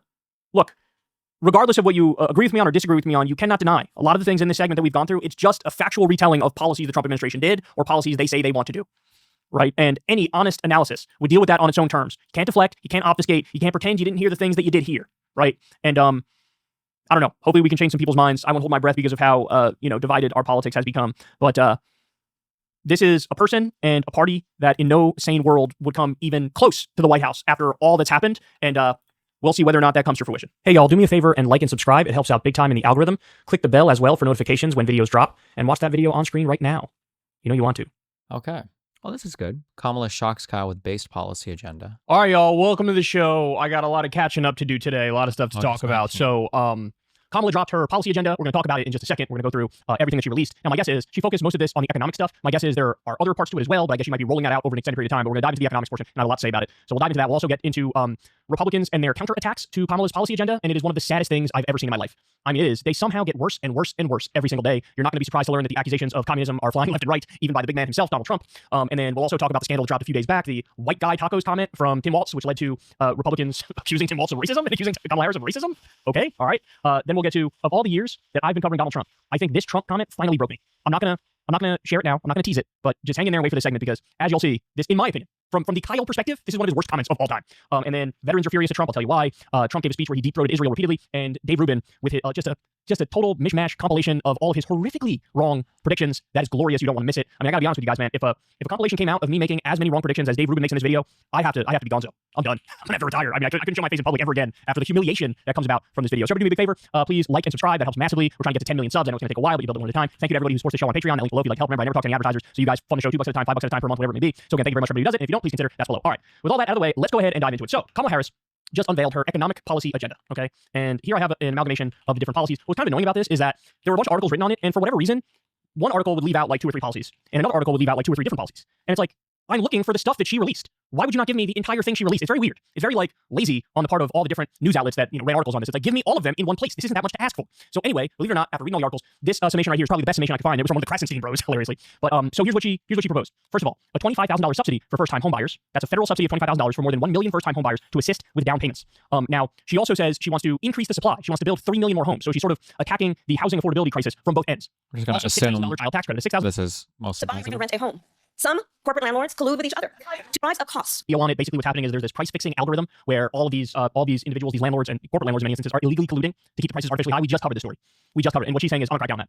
I'm gonna crack down on that. They could ban that software that is basically price fixing software.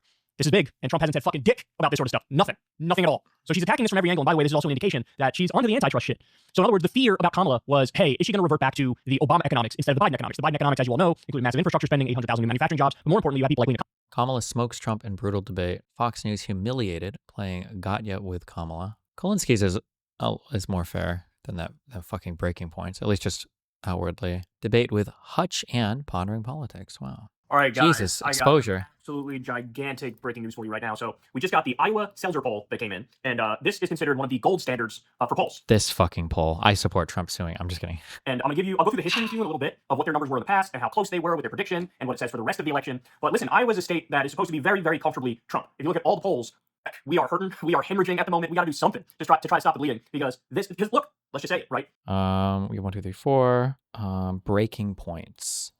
I don't know if I like to include breaking points because I feel like breaking points it doesn't market itself as like a left-wing thing or show. No? Breaking points from oldest to newest. I should do Vosh and Hassan, I guess, because those are technically 2 huge left-leaning, yeah. Kamala gaslights on ceasefire as U.S. airdrops Gaza aid. Okay. Good morning, everybody. Happy Monday. We have an amazing show for everybody today. What do we have, Crystal? Indeed, we do. Jam-packed show this morning. So we got a lot of breaking news here with regards to Israel. Kamala Harris meeting with Israeli Security Cabinet Minister Benny Gantz. This is over the objections of Bibi Netanyahu, which is interesting. And this comes, of course, as the U.S. is dropping the teeniest, tiniest, most measly bit of aid in Gaza in what is honestly a humiliating situation for the United States of America. So we'll break all of that down for you. Use some more, strenuous language with regards to Israel's assault on Gaza. Let's take a listen to what she had to say. And given the immense scale of suffering in Gaza, there must be an immediate ceasefire for at least the next 6 weeks, which is what is currently on the table. This will get the hostages out and get a significant amount of aid in.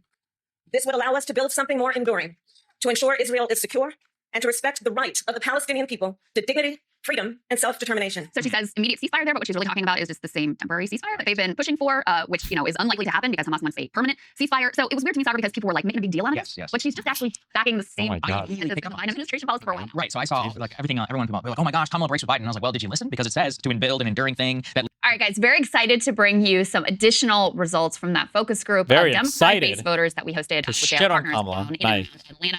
Really interesting stuff here, and we just want to thank you guys again for enabling us to do this. As a thank you, we want to give you a little 10% discount. You can put this up on the screen for annual memberships 19th, if you are able and you are interested. You know, one of the things that we've always tried to do here is, as you know, mainstream cable is falling apart and failing, and their ratings are way down, trying to build out a real independent ecosystem, and you guys are enabling us to do some of the things that mainstream media does, but obviously with an independent media perspective. Yeah, So thank you guys for that. That's it. I mean, really what it is we wanted this to be unique. You know, it would have been easy in the beginning to just focus on the core and just, you know, people talking, but that's not differentiated. We keep trying to build out, add partnerships, do things like this.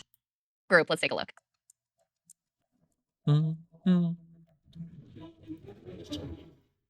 I want you to draw two animals for me. On the left-hand side, I want you to draw what animal would Joe Biden be? And on the right-hand side, you guessed it, guys, what animal would Donald Trump be?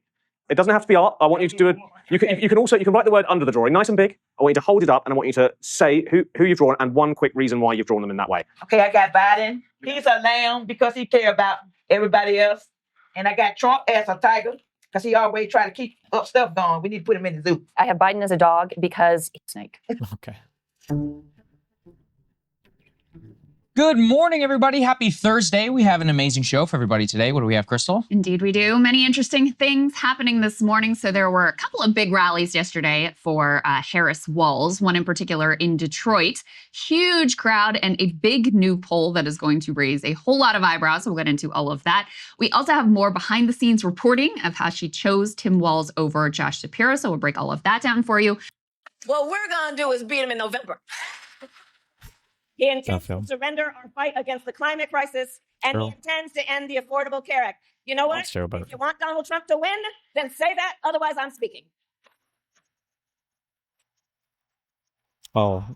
So, Crystal, I think that is the duality of Kamala Harris, the very generic Democratic language against Donald Trump. I mean, who am I here to sit here and judge? She's got massive criticizing her major enthusiasm, but you also, that took place, that second part, in Detroit, Michigan. Michigan, the site, of course, of a lot of the uncommitted voters. Allegedly, there was some meeting between her and some uncommitted voters prior to the rally, but then obviously the disruption in the protest, she very forcefully kind of shut them down and said, you know, by interrupting me, you're helping Donald Trump. So I think that was a good duality to show everybody. That's 100%. Right. I mean, it is very Hillary Clinton-esque. Absolutely. And I think Emma Vigeland said online, like, using your like girl boss energy to shut down people who are worried about a genocide. I mean, we're going to cover some of the horrific things that are coming out of Israel with regards to their conduct in this war right now. So obviously, in my opinion, not a good look. I'm sure there are those who will appreciate that or whatever. But, you know, she has really risen in part on the strength of how much better she's doing with young people than Joe Biden. And you don't want to risk that. And she's, you know, earned a lot of goodwill also with the pick of Tim Walz, who was very respectful of the uncommitted voter group in the state of Minnesota. There was also a significant uncommitted movement there. He said basically, you know, they're saying something important. Their voice needs to be heard. By the way, very different of Kamala, if they would have picked Shapiro instead of Walz for Kamala's VP pick, every single one of these people would be blaming Kamala's loss on that VP pick. Every single one of them would be, by the way. Coming here. However, you did point out that I want to like he's a Jew and they're doing a genocide. Yeah, and he was more moderate, and Walz was like the super progressive that was supposed to be the savior of her campaign. They were so happy when she picked Walz. Yeah. You know, make it clear and be fully transparent. She did meet with the co-founders of the Uncommitted National Movement. This is per the New York Times, and they argued to her in favor of an arms embargo to immediately stop the carnage in Gaza. And she said she was open to that, and she gave them. He froze in the face of COVID. No, he did. The fuck are you doing? What the fuck do you want? I'm just listening and watching in. Okay. Let's go to the next part. We'll talk about Kamala Harris and this interview that are you a shapeshifter? Are you a comedian? This word salad debate point or whatever that comes up about Kamala was crazy to me. I don't know who started this, but this weird thing about how like Kamala can't speak, especially when her opponent sounds like he's fucking aphasia. It was fucking Trump, who actually sounds like a retard. I just can't believe. Yeah, I can't believe how much this talking point picked up. I'm so curious who it originated from. I remember that one weirdo psychologist guy who became like a weird MAGA dick suck, did like a whole analysis of Kamala Harris. Fuck, what's this guy's name? He used to do like true crime psychology breakdowns, and then he switched to like, somebody will say it, the Dark Triad guy. That was one of the things he did, yeah? Dr. Gottman? No. That's the actual guy. Oh, Todd Grand. Oh, this is Dr. Grande. Today's question is, can I analyze the controversy surrounding Kamala Harris? Just a reminder, I'm not diagnosing anybody in this video. speculating about what could be happening in a situation like this. Oh, 2022. Did he do multiple Do we moves of always have these? to say that? I feel like there was a video where this guy like goes through like things that I feel like you can understand what she's saying pretty clearly. And he's like, this is, you can't understand anything. Let's go to the next. October 8th, 2024. What do the Young Turks have? The Young Turks. Search. Kamala Harris. After 2023. Wait, does typing in after 2023 filter? Yeah. Oh, nice. Here are TYT's top hits, oldest to newest. Ugh, do I trust this guy? Are you skipping? Who was it? It's Yusuf. I I get worried when I pull links from chat that he's like skipping videos that would go against my priors. And so I'm like getting a biased thing that is just fitting what I wanted to fit. Kamala Harris flaunts hawkishness with new pal, Liz Cheney. These are so stupid. The Liz Cheney obsessions. October 22nd, 2024. Why did they hate her? Just because she's Dick Cheney's fucking daughter or whatever? Yeah, and the argument was that the Democrats are trying to become war hawks and appeal to the super ultra hawkish Republicans, and that she campaigned with her so much or whatever. But I mean, we started cold. See where we are now. What? See where we are now. I'm mainly looking for stuff before the election if I can. I just have to remind you, don't you ever let anybody take your power from you. Kamala Harris returned from her post-election Hawaiian vacation with a bizarre video message to her supporters. There's always a feeling at the end of an election when Democrats lose of like, well, I guess there was nothing we could have done. I just want to say a word about Kamala Harris has a new book titled 107 Days, and in it, she addresses the now infamous interview that never was with Joe Rogan. And apparently, she was very excited to do the interview. She really was. So why didn't it happen? Well, let's start with what Harris said happened, and then we'll give you Rogan's side of the story. So Harris, I'm begging the Democratic establishment to just consider how much of a The Young Turks. Kamala Harris. After 2023, before 2025. Does that work? Don't believe the polling. Here's why. There are two other highlights I wanted to share featuring Kamala Harris's interview with Brett Baier on Fox News. And so the issue of President Joe Biden's cognitive decline came up. Let's see how that exchange played out. You told many interviewers that Joe Biden was on his game, that ran around circles on his staff. When did you first notice that President Biden's mental faculties appeared diminished? Joe Biden, I have watched from the Oval Office to the Situation Room, and he has the judgment and the experience to do exactly what he has done in making very important decisions on behalf of the American people. Joe Biden is not on the ballot. I understand. And Donald Trump But is. you talked about it. And Donald George Clooney said within a few minutes of talking to President Biden at the fundraiser that he thought this was not the same Joe Biden that we saw on the debate stage. Is on the ballot. I understand. You met with him at least once a week for 3.5 years. You didn't have any concerns? I think the American people have concern about Donald Trump, which is why the people who know him best, including leaders of our national security community, have all spoken out, even people who worked for him in the Oval Office. I'm gonna let you take this one, John, before I jump. Yeah, look, it's not a great answer in that it doesn't really hide the fact that she doesn't feel comfortable talking about it. Like you could believe that she's being honest and saying, in implying, not even really saying, implying that she doesn't think that Joe Biden has any issues going on, but I don't think most people believe that she believes that. So it's not a great answer in that way. And I do think going so hard on it as Brett Baier, it seems not irrelevant right now. He is the president, and there was sort of a cover up, but it's like, it's getting in the territory of irrelevant. He's going to be president for a few more months. Okay. She might be, Donald Trump might be. I think it's a fair thing to bring up, and she is being evasive. So I think it's a little like bordering on a waste of time, but I don't think it's unfair. I totally agree. It's not unfair. I think that it's a perfectly fine line of questioning. Kamala Harris should expect this question. And in fact, I totally hear your point about how this is irrelevant because Biden's not going to be in office much longer. However, what Brett Baier is trying to do here is show whether Kamala Harris is a dishonest actor who covered up Biden's cognitive decline. Like, that's the intention here. And look, I think that there are a lot of Democrats who did just that. I don't know what Kamala Harris knew. I don't know how close she's been to Joe Biden during the Biden administration. What I do know is there was a concerted effort by the party to cover up. I mean, he was definitely getting slower in terms of his debate. Yeah, the debate was bad, but there's no evidence that he was like. It was a terrible debate, yeah. Senile or anything. But people like. But mix they make up it sound like his whole fucking presidency was just like him babbling around, doing nothing, and that is the impression. Auto penning. But I'm pretty sure even most Democrats have that impression. Yeah. Up the fact that Joe Biden was not fit to run for another term. Yeah. And it infuriates me. Like, guys, everyone should be furious about the fact that happened. Okay, if you are a hardcore, loyal Democrat, you're a card-carrying Democrat. I don't know if there are card-carrying Democrats. I know there are Republicans who claim they did that. But anyway, you should be upset that whole cover-up put the Democratic ticket in a far worse position to beat Donald Trump. Because had Biden stepped down earlier or had Biden made the decision, hey, I'm not going to run for a second term, well, then that would have set up a far better situation for the Democratic Party to choose the best possible candidate and give the best possible candidate ample time to campaign and beat Trump. Mm-hmm. So anyway, I think it's definitely a legitimate question to ask, and I don't think she answered it well. Now, she did answer something really well, and apparently it was a question where she was kind of being baited into trashing certain people in the country. Apparently, she did that. Let's take a look. Why, if he's as bad as you say, that half of this country is now supporting this person who could be the 47th president of the United States? Why is that happening? This is an election for president of the United States. It's not supposed to be easy. I know, but it's not supposed to be. It is not supposed to be. So misguided, the 50%. What's not stupid? What is I would never say that about the American people. And in fact, if you listen to Donald Trump, if you watch any of his rallies, he's the one who tends to demean and belittle and diminish the American people. He's the one who talks about an enemy within. Yes, there we go. That was smart. I love that. I love that. That was smart. Don't trash voters. Like, don't scold voters. Don't shame voters. It's just a losing strategy, number one. And I don't like it. Like, I think she handled that really well. That was my favorite answer from her. Yeah, I think that her allegation, her strategy should be very different from other people in the media or whatever. Like, we might have to have tough conversations about different segments of the electorate and everything, but there's little reason for her to do it. Yeah, she. Like, again, would he ask the same question to Trump? I don't know. And I love that she points out, like, she focused on the fact that he talks about the enemy within, which is, I think, the worst way that he talks about people who disagree with him. And he goes even further, saying that, like, people who criticize judges should be locked up. Like, he wants to see people deported for protesting the war. He wants them locked up for exercising their free speech. Like, that's terrible. But it's also, like, he'll just say, if you're Jewish and you vote for the Democrats, you should have your head examined. Like, that's rougher than just saying you're ignorant. He said that of black voters recently. If you're supporting the Democratic Party, you should have your head examined. Look, you could say he's being folksy or whatever, but he's also being insulting, particularly when the vast majority of those groups don't support him. He's talking about not just some of those groups, but the vast majority of those groups. And so I agree. I like the way she handled it much better. Yes, I by the way, had mentioned on the show today that he said that Black and Latino voters who don't support him should have their heads examined. And it's like, no, you're not entitled to anyone's vote. Clearly, you haven't made your case to those individuals, right? My favorite is when he goes after Jewish American voters for not supporting him because of all the wonderful things he's done on behalf of Israel. Like, it's so insulting to just assume that Vouch. What was Vaush's position on Kamala Harris after 2023? Before did he vote for Kamala? No clue. We need to talk about that Kamala Harris interview. Jesus Christ. Please God, don't let Kamala Harris run against Trump. You should check your YouTube channel too to see if your editors did anything funky. I feel like I was journalism blazing. I don't know. Okay, apparently Kamala Harris is getting cooked in an interview. That's interesting. We're going to want to watch this because Kamala Harris doesn't often do interviews. And we actually learned during the debate that you are a gun owner. But in cities like Philadelphia, handguns are responsible for most homicides and violent crime. The most recent FBI data shows handguns were involved in 59% of murders in our country. How will you address the issue of the use of handguns? Because a push for an assault weapons ban only addresses a significant but small part of the problem.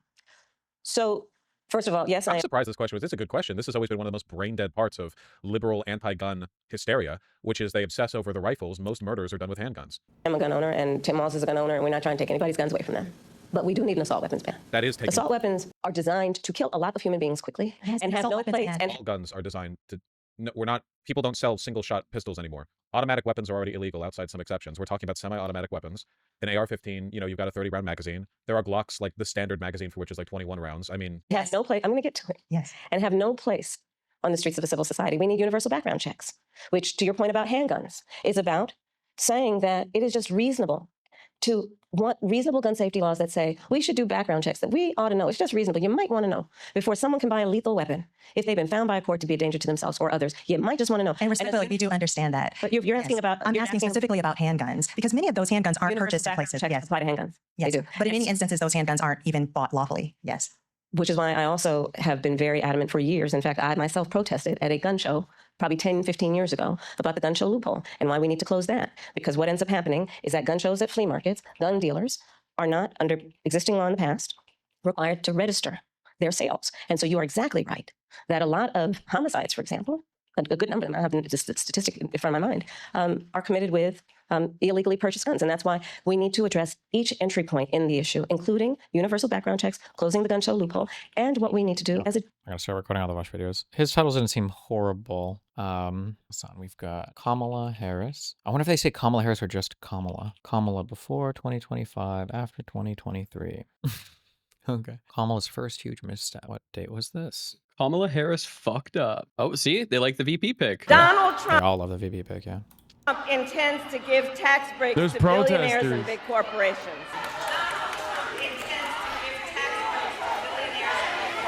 And he intends to end the Affordable Care Act. You know what? If you want Donald Trump to win, then say that. Otherwise, I'm speaking. No,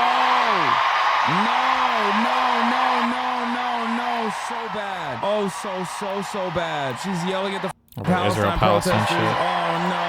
In Michigan, you're yelling. Why would Kamala promise this?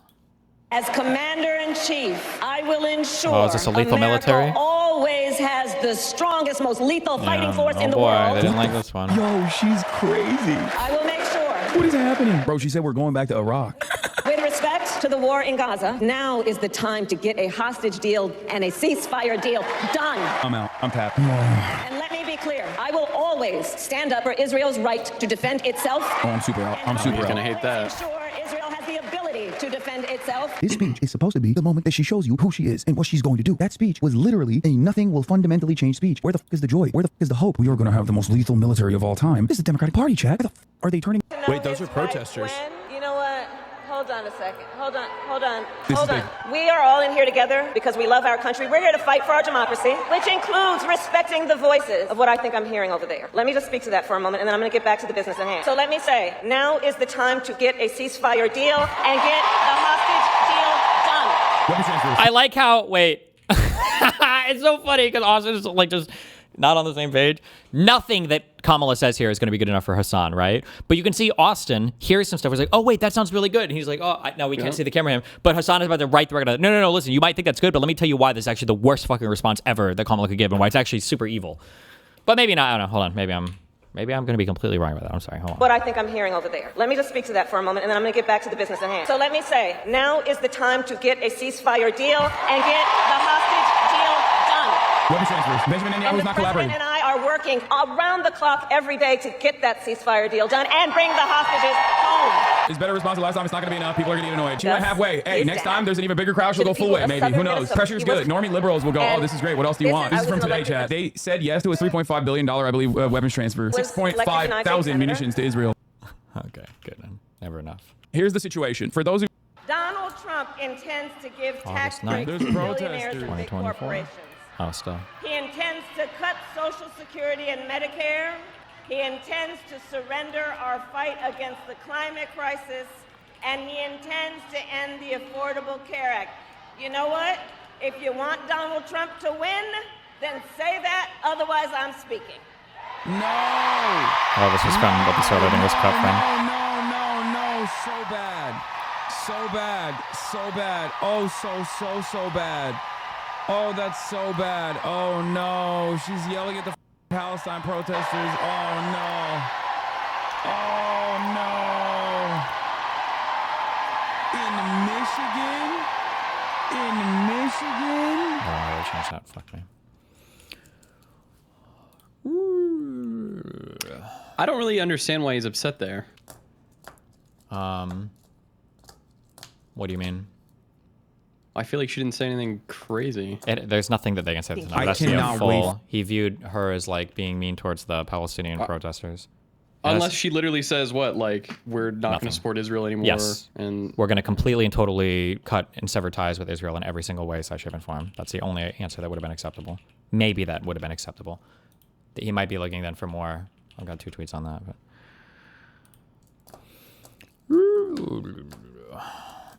I think there's a problem, and I don't think Democrats are recognizing it. One, Donald Trump knows he's losing, okay, and he desperately wants to win. That's number one. Number two, Democrats think they're winning, and the race is actually close. I don't like that at all. I think that originally Kamala Harris was like legitimately pessimistic and skeptical about her prospects of winning. Like she was.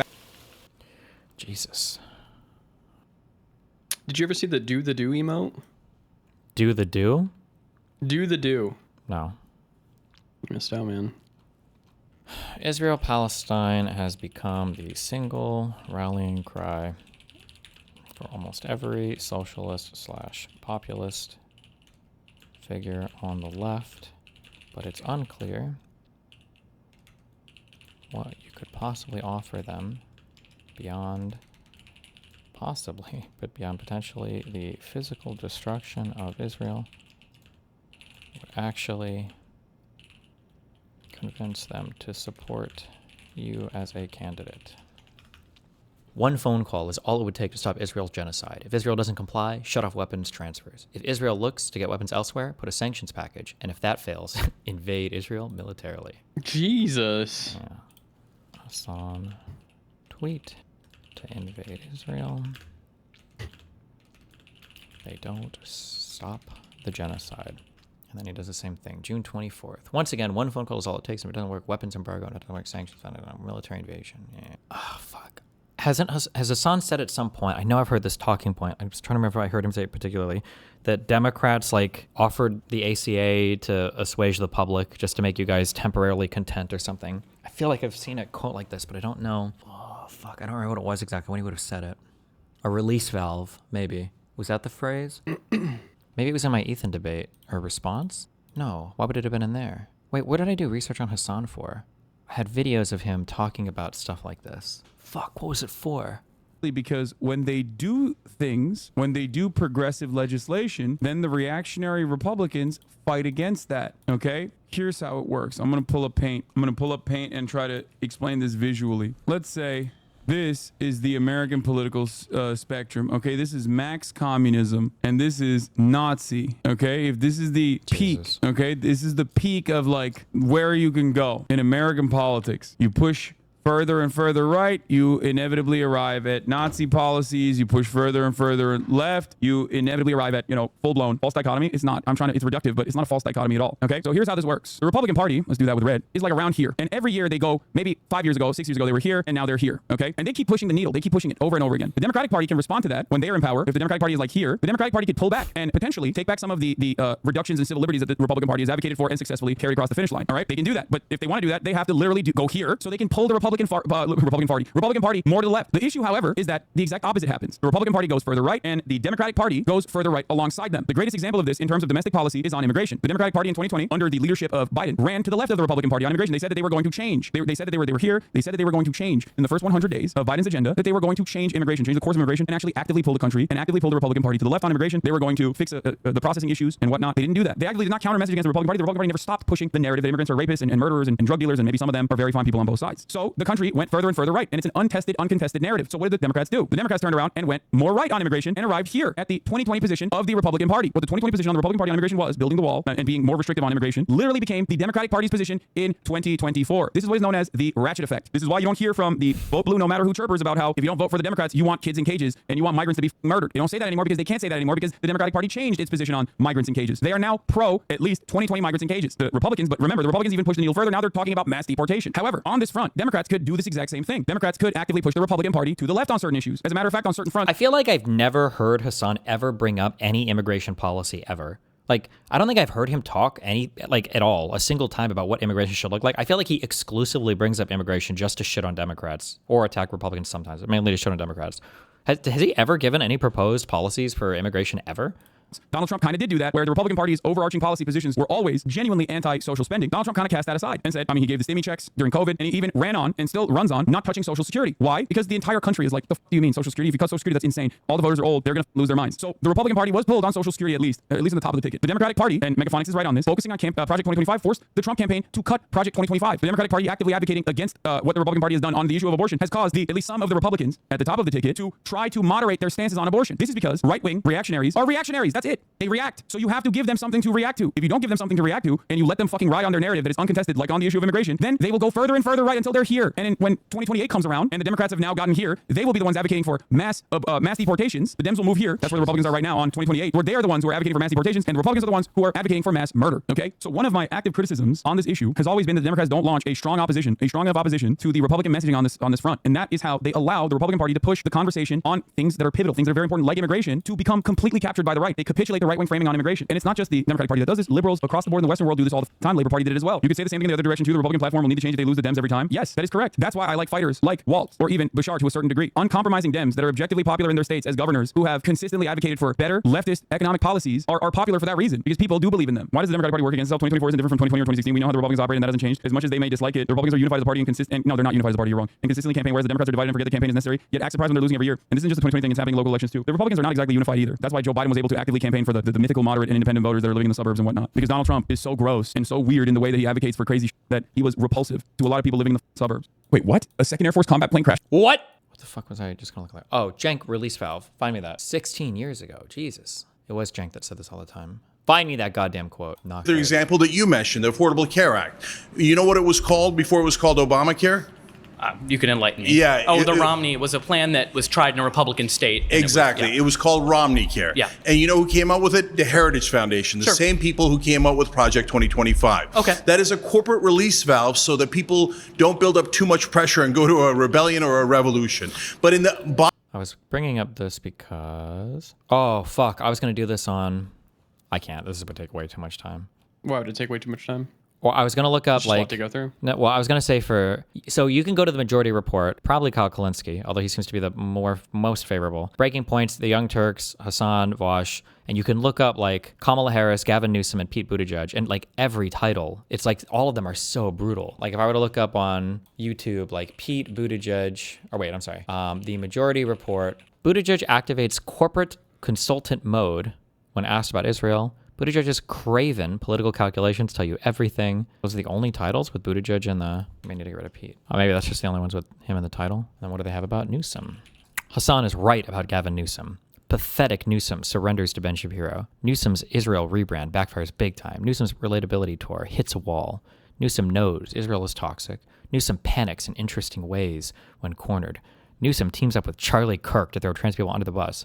Mamdani stole Newsom's thunder. It's like all of these are so you'd like imagine you're looking at this and it's like, oh, this is our side of the media. Like it's just so stupid. God. But I don't know. I'm not gonna run through all of these. But whatever. I think the Kamala Harris point is bad enough. Quality on social issues. I had a thing here. What are you gonna do if Tim says like, I don't know, you should go after these voters, like the Democratic voters? I'm going to argue that we should... The leftist voters. That any leftist voters you try to appeal to, you're going to lose way more people than you'll gain. You're better off like energizing your own center-left voter base and appealing to more moderate voters. There's just way more people there that can be turned out. And there's no reason why... You're not going to lose people that should be supporting you by appealing to moderate Dems. The only people you'll lose are people, or quote-unquote lose, are people who would have never voted for you anyway. Yeah. Yes. Like, social policies are... literally completely fucking the social policies are completely irrelevant. It's literally just distractions. Like if you are actually interested in dialectical thinking, you should know that. You should literally be like, yeah, this social policy shit is just a simple distraction as capital owners fucking squeeze every ounce of fucking surplus labor value from you as we fight left and right when we should be united as workers. The fuck do you mean? But again, this guy's not a fucking socialist nor a communist. He's not anything. He's just a grifter. Like anybody that immediately goes, what about social safety net, or not social safety nets? What about social policies in China? You know who said that? Liberals do, you dumb fuck. You're on the other side of that coin. You're literally doing the China is based for actually being anti-gay. Liberals are going, China sucks for being anti-gay. That's... Okay, we've got severe ideological mismatches. The outward state goal of many of the socialists to call the Democratic Party to turn it into a socialist party. They view Democrats in the best light as useful idiots, but never as allies. They constantly view liberals as being... They constantly view Democrats and Republicans as being very close two-party duopoly. Has Hassan ever said that, or is that a jank talking point? Duopoly just means like two sides of the same coin? Basically, yeah. Okay, a few quotes. Hassan has explicitly and repeatedly stated multiple times that his goal is to be a subversive element in the Democratic Party to radicalize people towards socialist beliefs. Problem? Many people in here did not start off as like card-carrying Marxist-Leninists, okay? As a matter of fact, no one does. It's crazy. Do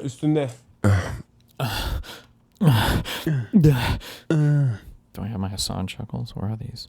That's it. That's why I always... Oh, she knows. That I don't know why he thinks that my audience is going to be like, wow, this is a bridge too far. What's next? Are you going to say that you have Marxist-Leninist tendencies? How dare you? Worse than being called fat and ugly, in my opinion. Sure. Until you find a more appropriate and more successful method of building a Marxist-Leninist vanguard party, I'm gonna keep doing what I'm doing, okay? And you do. Where is the I need that link to the deprogram show. Oh, and he says it. I think there's a concept of consensus politics in the current duopoly that exists in America. You got the liberal Democratic Party, and you have the conservative Republican Party. What's up? Oh, damn, let's go. That's so much pico. I think we need a fork, I think. Wait, 8:52. It's great. Are you just exaggerating or joking around when he says secure the border and you jump to killing migrants and mass deportation when he supports a path to citizenship, tons more asylum judges? Am I missing and dumb? What matters is what he's communicating. When he says he's going to secure the border, he's the securing the border candidate. Why? What are we talking about? Like, of course I'm exaggerating. I don't think he wants to kill fucking migrants directly. But the point is, you cannot outflank the Republicans on right-wing sentiment. You will never be able to do that. They will always push the needle further. When there is no security issue in general, when migrants do not constitute a threat to American national security, if you just capitulate on that framing and act like you're going to be the one to protect American borders, then you literally are saying this thing that is born out of complete falsehood is actually real. The point is that killing migrants and mass deportation is what Ted Cruz wants to do. So what does it communicate to voters when you attack him from the right? Exactly. Do you think Texas will ever flip blue? No, not with the current Democratic Party. Absolutely not. Elite squads of ICE, Border Patrol, and federal law enforcement officers to hunt down, arrest, and deport every last illegal alien gang member until there is not a single one left in this country. Let's go. By the way, this is why you can't outflank the Republicans on this issue, man. Kamala Harris will come out and be like, I'm going to be the border. I'm going to be border patrol. I'm doing border patrol. You don't understand. I'm going to secure the border. These migrants, I'm going to secure it. I promise you. And maybe we'll do some more immigrant processing on the side. But I'm going to secure the border. Trump doesn't want to secure the border. He wants a talking point. He wants a talking point. It's like you just gave him the talking point. When you do that, he's going to turn around and be like, I'm going to kill every migrant in this country. What are you going to do about it? You know, just because you become more moderate on an issue doesn't mean you the have to perfect outflank on it, but representation. whatever. What was this? Not abdicate our. Yeah, that other part. Liberals fucking chanting USA after she said we have to have the most lethal military force. Oh. What is this, bro? What is this? Like, welcome back Hitler? Like, what's going on? What the fuck's happening here? If you don't recognize how because they are terrifying incapable that of is, thinking for themselves. They're incapable of having a political machination that is I'm starting to get triggered by these stupid fucking outfits. Oh my god. totally separate from whatever the party, one of the two planks in this country, in our current duopoly, is representing. So if the Democratic Party turned into a communist party tomorrow, magically, okay, a lot of the people that are vote blue no matter who would be communist. They would be saying, reason why so many people simultaneously consider me to be a Democratic Party mouthpiece or a suck dem or whatever the fuck, but also a threat to America as well, because I do, just like you said, I do advocate for social democratic reforms. And I do think that in order to develop any kind of mechanism of pushback, a robust labor force that has any kind of, speaking power, any kind of fighting power to strike at the heart of the imperial core where value is generated, I think that in the short term, in order to combat against that, you have to advocate for a much lighter form of propaganda. Despite, I perfectly understand that social democracies benefit tremendously from American imperialism, Western imperialism, and would not exist in the way that they do without such atrocities committed, right? But, if you want America in the way that I feel about it, and if you want America to get out of the way for places with more revolutionary potential to do what they would normally do, I think that, one thing you have to do is advocate for a lighter form while simultaneously still doing agitated propaganda that goes beyond, social democratic ideas. I just wanted to put emphasis on the exact point of the so-called radicalization funnel, where, for example, Hassan and JT catch them while they're young, as they say, and then they start looking into this new idea, etc., and then move forwards through the funnel, get more and more informed, get more and more radicalized, and so on, can only work and can absolutely utilize, for example, the stuff that Hassan does, because Hassan does one very particular thing that social democrats that, for example, would never call to this podcast or we would give a little shit to, because they cut the funnel from both sides. What do I mean by this? They introduce people to, lukewarm socialist ideas, etc., and then they want to keep them there, right? Well, whenever Hassan introduces people to socialist ideas, yes, the lukewarm, not so scary sounding ones, keeping your power levels low, it's hidden, and so on and so on. He does not stop them from progressing through the funnel and getting additional information and so on. He doesn't agitate. Okay. I think for this, it's just a bunch of crazy quotes, but I'll do that one later or tomorrow. I think if I had to guess, I would say like 30% of my community is probably still like in Soy Pill's position, where you're like, yeah, like I think a lot of what Destiny says is true, but he has like a little bit brain broken on the socialist stuff. But like I understand it because he's the personal stuff with Hassan. But like, yeah, he's definitely like a little bit like too extreme on it, because you're I don't know if you'll ever learn or whatever, but like I think like 30% of you are still like stuck in that world of like, I think like these guys at the end of the day, we do have mostly alignment with them when it comes to political beliefs, but that's all right. You'll get here eventually. Identifying liberals don't have this opinion. This is a unique opinion. Most self-identifying liberals, as Tim is trying to point out to her, have completely dropped Israel. Like they have a very, very antagonistic opinion of Israel. You know what I mean? So her anger, her resentment in this moment is actually stemming from the fact that like it's not just that liberalism is failing. It certainly is, but also she's worried that she might not have space in the party. Okay? I think that's what it is. She's worried that a party that has me in the tent is going to not cater to her. It's going to cater to us. Us. And she's worried that she is going to be left alone. Also, again, it's the same. Fuck, I really want to nail this conversation with Tim, because I need him to carry everything I say to other people, because it's very important, because I hate how nobody understands how this works. This form of argumentation where you always ignore the subject matter, and then you pivot to something that's like easy to morally grandstand on, and then you just attack the person personally over and over again. It's like, it is so boring and played out. And it's, Oh yeah, Caroline did it today. Yeah. Trump, all the populists do this. It's so boring. Like, what is Sarah's issue with Hassan? Her issue is that she's going to be left behind, and she's scared that everybody's leaving her rabid neocon. It's like, we can't engage really ever with anything that's being said ever. It's always like this. It's always like this every time. And she's worried that she is going to be left alone, right? She doesn't want to be a part of the Republican Party any longer because the Republicans are gross. They're disgusting. They say horrible things. They're stupid. We've seen this with like the Richard Hanania and all these other like former white supremacists who are still who are still white supremacists, but like are no longer Republican, right? They're no longer MAGA because they can't stand how unintelligent and how cultish, how crass the MAGA movement is. And that's part of the reason why they moved to the liberal side of things. That's the reason why they moved to the Democratic Party. And the Democratic Party is perfectly happy to cater to these people. And they have catered to these people in spite of the fact that there aren't that many of them. This is not a real constituency. Not a real constituency. Talking about 90% of the Democratic Party that he's trying to subvert and take over, by the way. And the Democrats have lost because they've catered to the never Trump Republicans. But that's the reason why I think she's like flailing around, because she realizes that she's going to be the one that has to concede to my worldview. She has to come to my side of things. But she's only used to a lifetime of Democrats catering to her expectations, or, you know, her being totally in line with the Republicans until Donald Trump became this rude force that she finds disgusting. You know? I would like to speak to Hassan's manager. Sarah Longwell is a self-identified conservative, a lifelong Republican, and a prominent never-Trump political strategist. She advocates for traditional conservative principles, limited government, free markets, and individual liberty, while opposing Donald Trump's influence on the party. She publishes The Bulwark and leads Republican voters against Trump. I wonder why she's so mad at Hassan. XD! What's her take on Gavin Newsom? I imagine they are in cahoots promoting the neoliberal agenda as the left, while Tim Pool and Dave Smith are the new cool right, pushing the same shit they always do, just waiting for Trump to be buried. Jesus. Yeah, I think Hassan made a critical misstep here. Hopefully, I hope. For some reason, when it's not applied to personal people or whatever, people just look past this. I still think it was insane.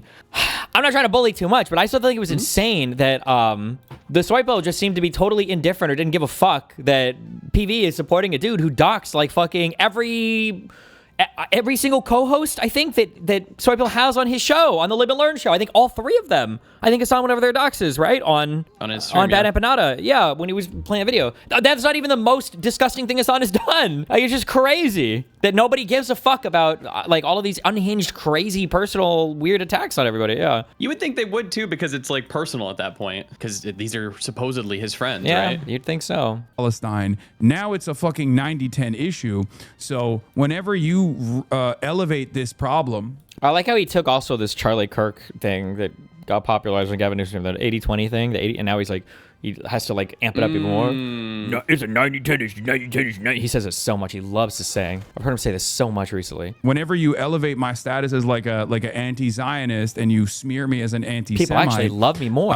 It's not going to work. It's not going to cause people to second guess what I'm saying. It's actually going to introduce me to a lot of people that go, well, I kind of agree with this anti-Israel stuff, you know? True, bro. Some streamers dedicated the last two strings to make a list of commentators who didn't support Kamala Harris hard enough law because they want to tell Tim Miller as if he's the kingmaker. Yeah. Wait, is he talking about me? Wait. What? I love how I'm Voldemort to these people. Some streamers dedicated the last two streams like a list of commentators who didn't support Kamala hard enough. LOL, because they want to tell Tim Miller as if he is the kingmaker at Hasanabi. What a fucking loser. What's up, Hasanabi heads? Holy shit, the obsession. Streamers dedicated the last two strings to make a list of commentators who didn't support Kamala Harris hard enough law because they want to tell Tim Miller as if... Is he talking about your chat logs last night? No, he's talking about my stream yesterday. He's the kingmaker? Yeah. So now they're retreating. Look, the dumbest thing about all this is that I didn't and don't care about Piker. Piker never comes up in focus groups with voters as someone they're following.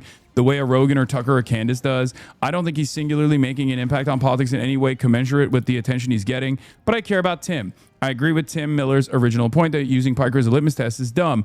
Calling up John Ossoff to ask what he thinks about Piker is dumb. It's an unnecessary distraction. But I felt like Tim's discussion of Piker was too dismissive of some of Piker's more toxic positions. And that was the part I wanted to react to. There's nothing I can do about the fact that the internet distortion field has overtaken the whole thing. This is literally using 300 words to say, yeah, okay, it didn't work. No, it's not. All she's saying is that obviously Hassan is part of the discussion right now because a lot of people are talking about him, but it's not like he comes up ever outside of these kind of niche online communities. Like, I don't know why I'm explaining this. It's pretty obvious what she's saying. But again, it's like you can't engage substantively with literally anything ever said, ever. It's impossible. Okay, back to the fucking drawing board, right? It didn't work. Back to the fucking drawing board. It sucks. Yeah, it sucked for us, right? Yeah, she was losing her fucking mind. We watched the video. She was genuinely losing her fucking mind. Having a polite hysterical way. I don't think I have this king man. We watched the video. She was genuinely behaving in a hysterical way. I also love Jesus. I know that, like, also, this is not even half my understanding on this. Hassan is 100% a, like, he's not like a, there's like different layers to like racism or sexism or whatever. Hassan is absolutely frat boy sexist, or maybe Turkish sexist. I don't know how they view women over there or whatever, but absolutely that is like it is in his mind so much. So fucking funny. I don't think I have. Like, he searched for that word too. Especially because, like, if you watch that Tim and Sarah talk, there's no part of this where they're not like screaming at each other or shit. Like, where does hysterical even come from here? Chilling. Like, what? Yeah. Losing her fucking mind. We watched the video. She was genuinely behaving in a hysterical way. I don't think I have this kingmaker status. I've never said that I have this kingmaker status. He's literally begging people like Gavin Newsom to come on his stream. Literally begging them, please come and talk to me. You need to. You got to start talking to people like me if you guys want to win elections. Literally begging. And I was like, I don't think I... I've never implied that I have this kingmaker status. These guys think that. As a matter of fact, for the past 2 months now, or the past month-long discourse cycle, what have I always said? Consistently. I've consistently said, I'm not a kingmaker. You're just using me as a entry point into a battle that you want to have because I'm just a megaphone. I'm a megaphone for the resentment that a lot of people in the base of the Democratic Party feel, right? I'm just a platform. I've never shied away from saying that. I've always openly admitted, like, we have some impact in this community. We're large enough. We're all over the place. And there are a lot of people in this community that are very interested in politics and obviously are tuning in, day out. And they have a lot of impact. We can have outsized impact on certain issues because we have the door knockers and the phone bankers, right? What? What? They don't do that, right? No. What are you talking about? He's skinwalking me again. Stop. Please stop doing it. However, there's never been a moment where I'm like, you come on my show and you're going to fucking win the race. Like, that's not a guarantee at all. Right? What? Hey, didn't appreciate the timeout. Just a long-time listener and was just trying to be one of the gargoyles dropping info that just hit the web. What's the info? Let me guess. You probably got timed out by Fawcetbot because you came in and you were like, oh, dude, Meat Canyon made a video, right? We're not talking about that right now. We'll talk about it later. Another video? Is it the whataboutism that puts people off? Like, could you make your points without making the majority U.S. comparison to give them fuel? The thing is what? Sorry, the quote that I was talking about where he brings up like the drinking and driving shit is happening soon in this video.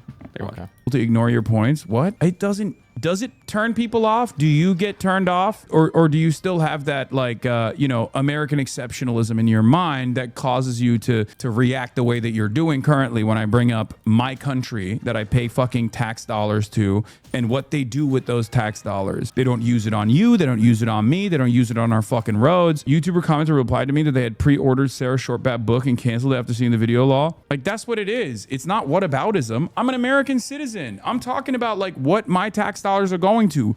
I don't want it to go to developing weapons that Israel uses to blow up schools, developing weapons that America uses to blow up schools in Iran. True. I want that shit to build schools here in the United States of America. Okay? That's it. This whole saga feels like a massive rage bait episode. It's all worth it if I can just communicate these points to Tim. I need somebody besides me also to understand this platforming question.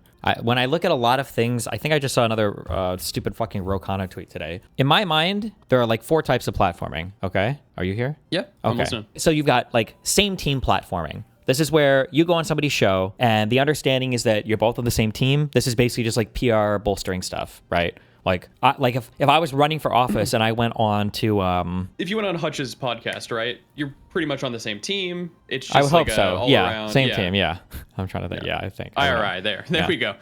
Yeah. Well, no, Hutch, yeah. Then you've got like friendly conversation platforming. You show up, there's going to be some disagreement on both sides, but the goal is to emphasize your similarities while potentially noting some disagreements between you. The focus will be on building on the similarities between both sides, focusing on how closely united they should be against some third party. So these are 2 like good platforming things, like we're nicely platforming something. And there are 2. Okay, so like a nice combative like conversation. Kind of, yeah. I wouldn't even know if I'd say combative. Combative's because you're emphasizing. You show up with both audiences, understanding there's some disagreement between both sides, with the goal of emphasizing similarities while potentially noting some disagreements between you. The focus will be on building on the similarities between both sides, focusing on how closely united they should be against some third party. I would compare this to every single Donald Trump interview on like Joe Rogan, Tim Pool, Theo Von, Andrew Schultz, and Lex Friedman. They might not be like 100% ideologically aligned and everything, but they're here to emphasize their commonalities. You could also theoretically, my guess would be like if Zoran were to go onto some liberal show, it would be to emphasize that. You wouldn't call that a same team one, the Trump and Theo Von? It's close, but not necessarily. I would put it in the friendly conversation platforming. The examples that I gave on the same team platforming, it's real hard because these guys do dick suck a lot. But actually, maybe I should think of other examples of that. The same team platforming examples I gave would be like Tulsi Gabbard going on Fox News. Everybody understands that there's like a 100% ideological alignment here. Trump going on, basically anytime Trump goes on Fox News, when Kristi Noem, any interview with a conservative person with like Hannity, The 2 negative ones I have are adversarial conversations. So you show up with both audiences understanding that there is some or significant disagreement between both sides with the goal of drawing some similarities and some disagreements between you. The focus will be on critically analyzing the differences between both sides with the goal of making the other side warmer towards the opposite's viewpoint. So I would argue that these are like the quote unquote de-radicalizing conversations. So like arguably some of my conversations like Fuentes are in this like adversarial conversation category. And then all of my 3 big Daily Wire conversations, I would say, were here. So me and Ben Shapiro. Is this like Pete on Fox News? Yes, I gave Pete Buttigieg on Andrew Schultz as an example. And then Gavin Newsom's podcast, I would say, when he's inviting like Bannon and Charlie Kirk on, I would say are here. And then for the last category, I gave hostile platforming. So you show up with both audiences understanding there's a massive ideological contention between both sides with the goal of having a very critical conversation. So I would say when Caitlin Collins is interviewing basically anyone from the Trump admin, or these are like Piers Morgan or Jubilee style shows. Like these are hardball interviews. Yeah, exactly. So the issue that I have, and I guess maybe to be fair, I don't know if these guys think about these style of conversations much, just because they're in the mainstream media world or politician world, so maybe they're not thinking about it much. I didn't actually listen to this, I just saw the quote. But I see this like Ro Khanna quote saying, "What should the standard of the Democrats be? Should we not go on Joe Rogan? Should we just have purity tests of canceling folks? The lessons of the last election is we've got to be out there, we've got to engage. It's a complex, messy, multiracial democracy. I will defend my views, but the people who are saying don't engage will cost us future elections."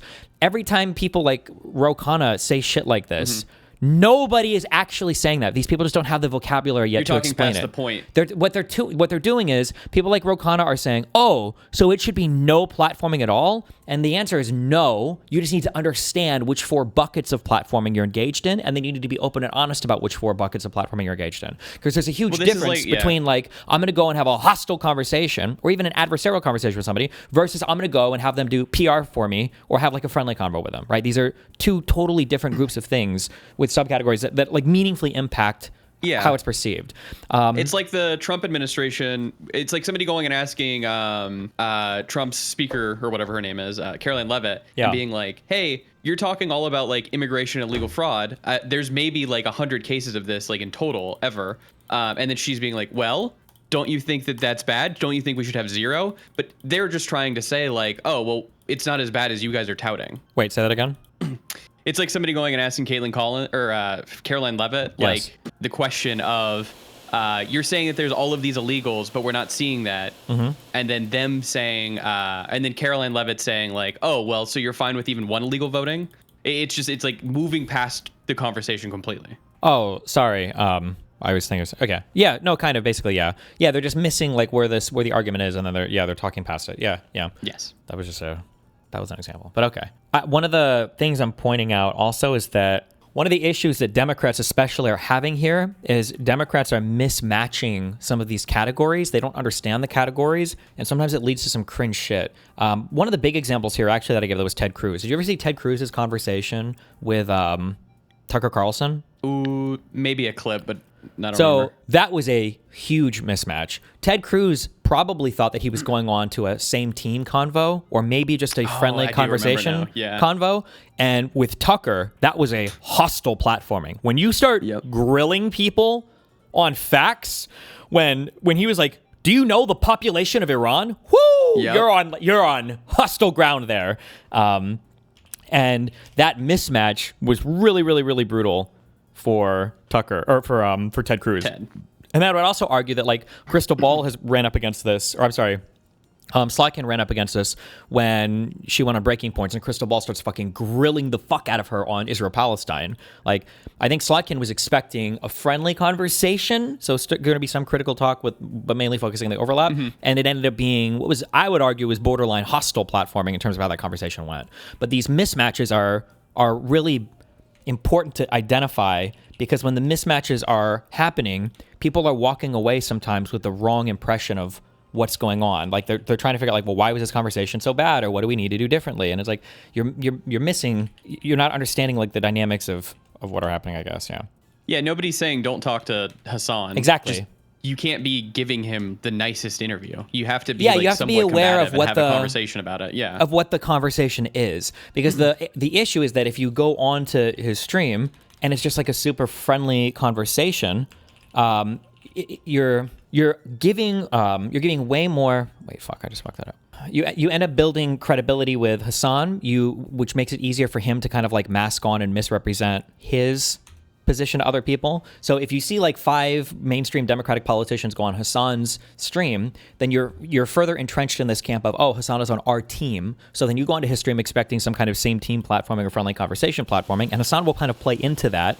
But at the same time, the audience is not necessarily, the audience knows what's happening. They're smarter than that. When Hassan brings on certain politicians and emphasizes some similarity in order to gain more mainstream appeal, the audience, well, sometimes even the audience is pushing back too much, but they'll kind of sort of play along with it, or Hassan will like pause or freeze his chat or turn it to emote only mode. Actually, that's a really good example. When Adam Mockler was there, he turned it to, remember when he had to put it on emote only mode? I think he did that for the Mockler debate, yeah. He did, but I think he took it off when, he did take it off at one point, but I think it was when he started like, I don't want to say the word. After he little broed him?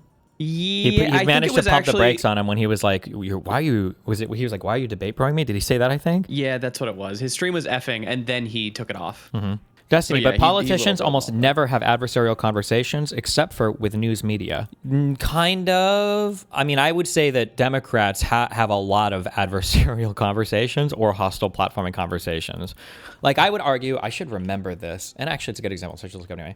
Kamala Wall's interview on, was it the New York Times? Where's the one where they're sitting at like the table? It's this one. Oh, it's CNN. The country is just... Did they grill Walls here about his that Tiananmen Square comment? I'm trying to remember if that happened here. These are tough interviews, if I remember correctly. These are tough interviews. They're getting asked hard questions, like particular policy questions, and I get almost. Dems are just held to a different standard. Yeah, I should write like stylistic things. Hold on.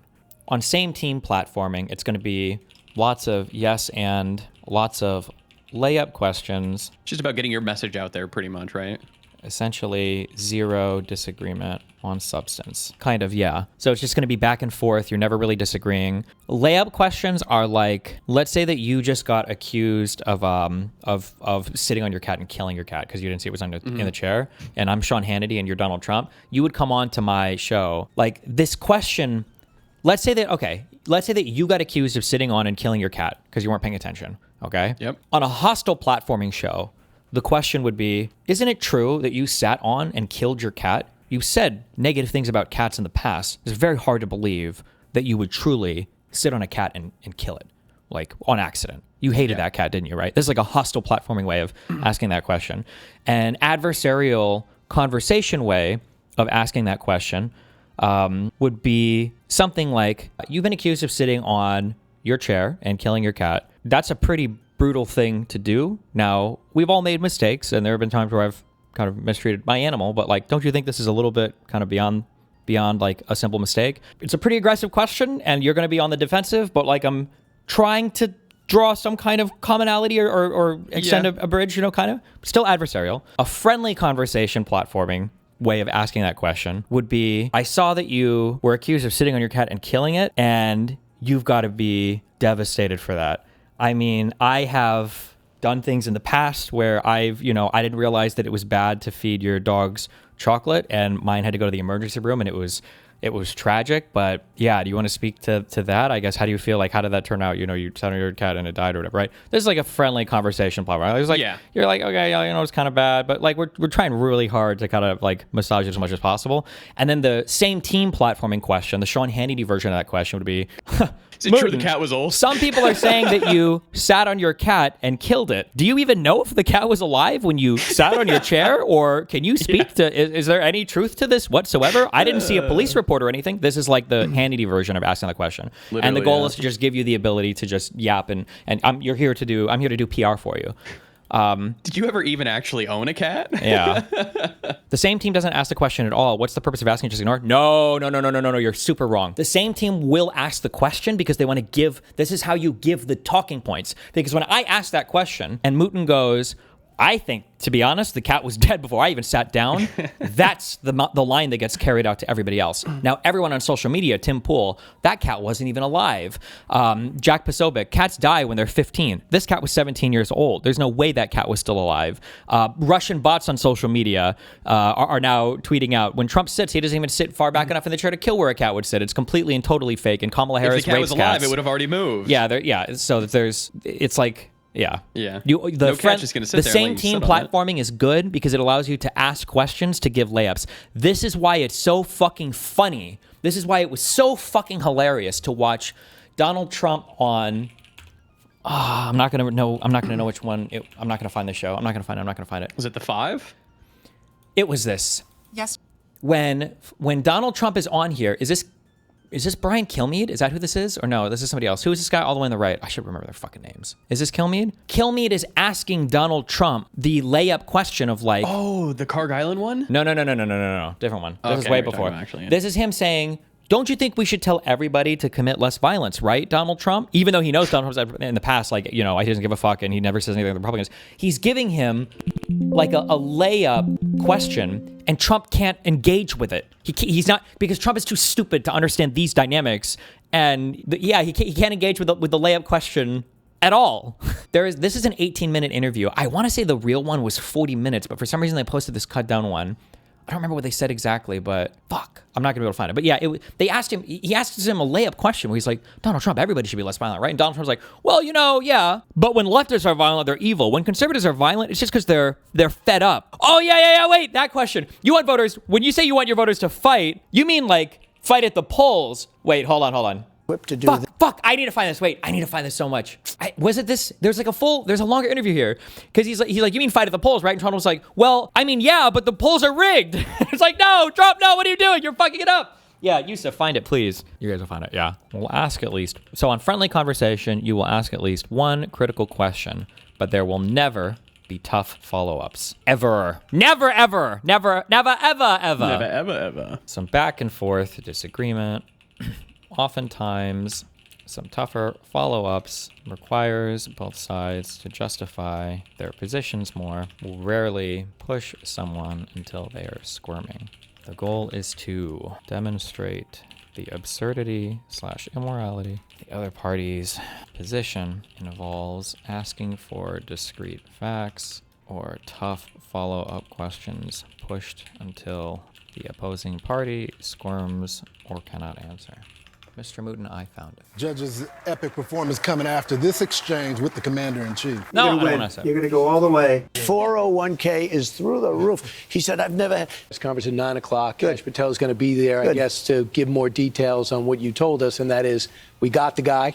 You guys got the guy, and he's in custody, and he's alive. And he was turned in by friends and families confirmed it. So is the message to the right, the people that are going to go, I want revenge, not to have revenge? Charlie Kirk would not want revenge. This is like a leading the witness question, right? This is a layup. They've got smart writers. They've got the interview. They've already got it planned exactly how you should answer it for your optimal PR. And Trump is too stupid to take the layup. He's such a fucking idiot. Oh, I want revenge, not to have revenge. Charlie Kirk would not want revenge. All he wants revenge at the voter That's box. where to go. But unfortunately, we don't have so many ballot boxes because they have mail-in voting, which is totally rigged. You know, there are a lot of problems. I like ballot boxes. Like, bruh, what are you doing? What are you doing? What are you doing? What are you doing? What are you doing?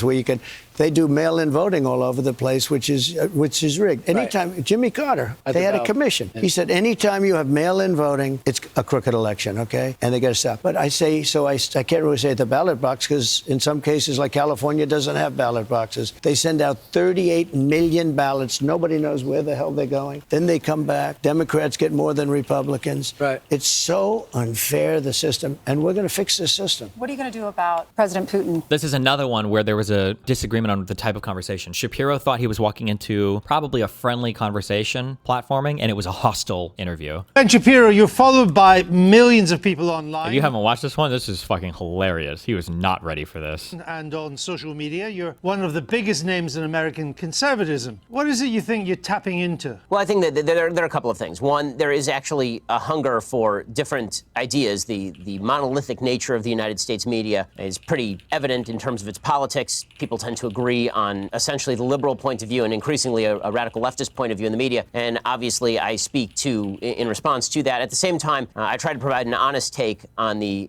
issues of the day, and that means that I am not beholden to the Republican Party, for example. It means that I am going to speak out whenever I think that a principle is being violated.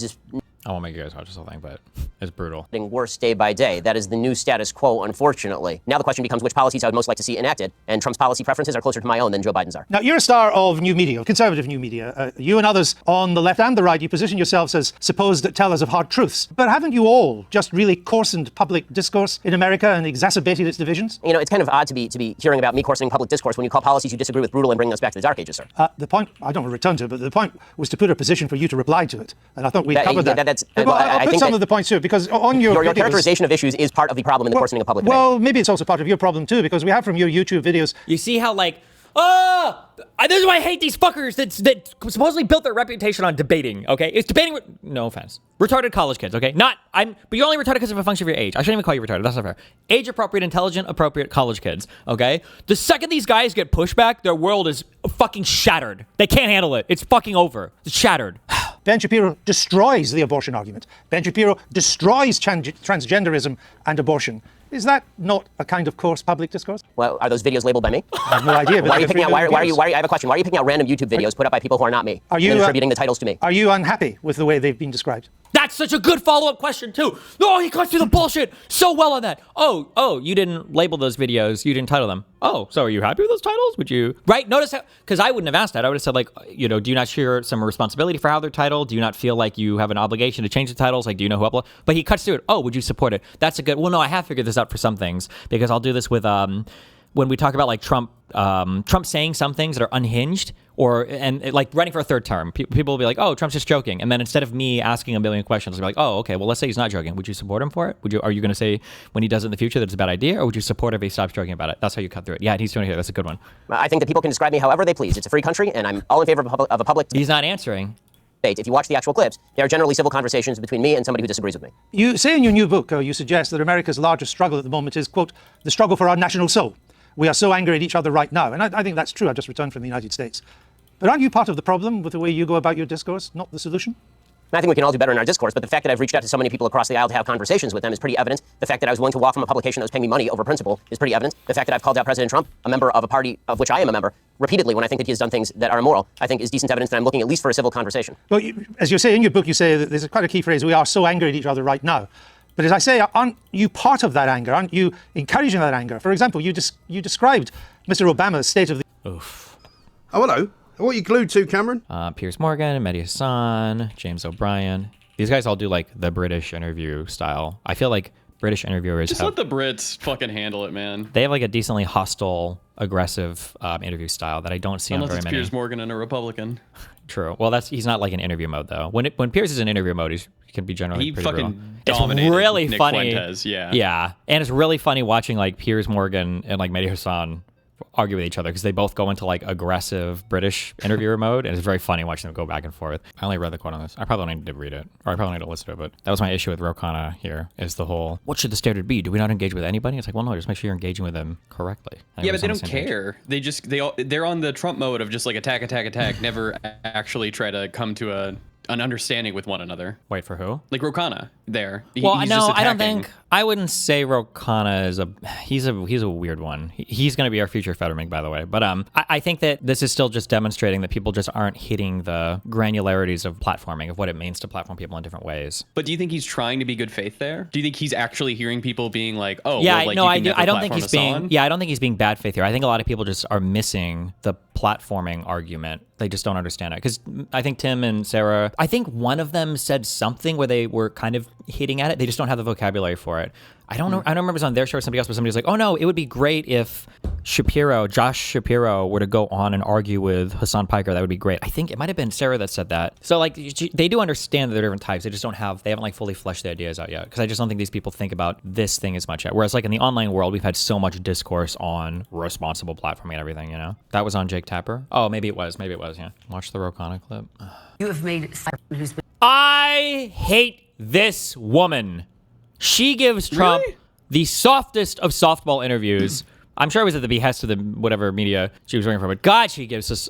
Wait, what did I just say? You said she gives really softball interviews. You said you hated her. Wait, and I've seen her softball in, interviews like, too? I I said don't to know. Trump, right? Yes. Okay, That's I'm what you trying to say Hassan. I'm sorry. Yeah. She gave Trump some of the softest of softball interviews I've ever seen in my entire fucking life. who's been quite outspoken. You have made several appearances on a show hosted by socialist commentator Hassan Piker. Some of your fellow Democrats, though, have raised alarms about his views. Here are two members of a left-leaning think tank. This is how they put it. They wrote, quote, "No left-wing agitator is more influential and extreme than Twitch streamer Hassan Piker. He's referred to ultra-Orthodox Jews as inbred, employed anti-Semitic dog whistles, bloodthirsty, violent pig dog against an anti-Hamas viewer of his stream, compared liberal Zionists to liberal Nazis, and said Hamas is 1,000 times better than the Israeli state." Now, Hassan Piker says some of his comments have been taken out of context, but he largely stands by them. Do you have any regrets about appearing on his show? None, and I would go again. But I, of course, condemn those comments. I mean, I've described Hamas as a terrorist state, and we need to unequivocally condemn anti-Semitism. But Hassan Piker was at the DNC in 2024 covering... Didn't he get kicked out of the DNC? Vice President Harris. What should the stand... Ah, that's such a bad... Hassan showed up at the DNC the first time, the very first stuff he was doing there was to march with the, what were they called, the undeclared or the unaligned or whatever. It was the pro-Palestinian people who were saying they weren't going to vote for the DNC candidate, for Kamala Harris. What are they called? Is it the uncommitted? ...of the Democrats be? Should we not go on Theo Vaughn? Should we not go on Sean Ryan?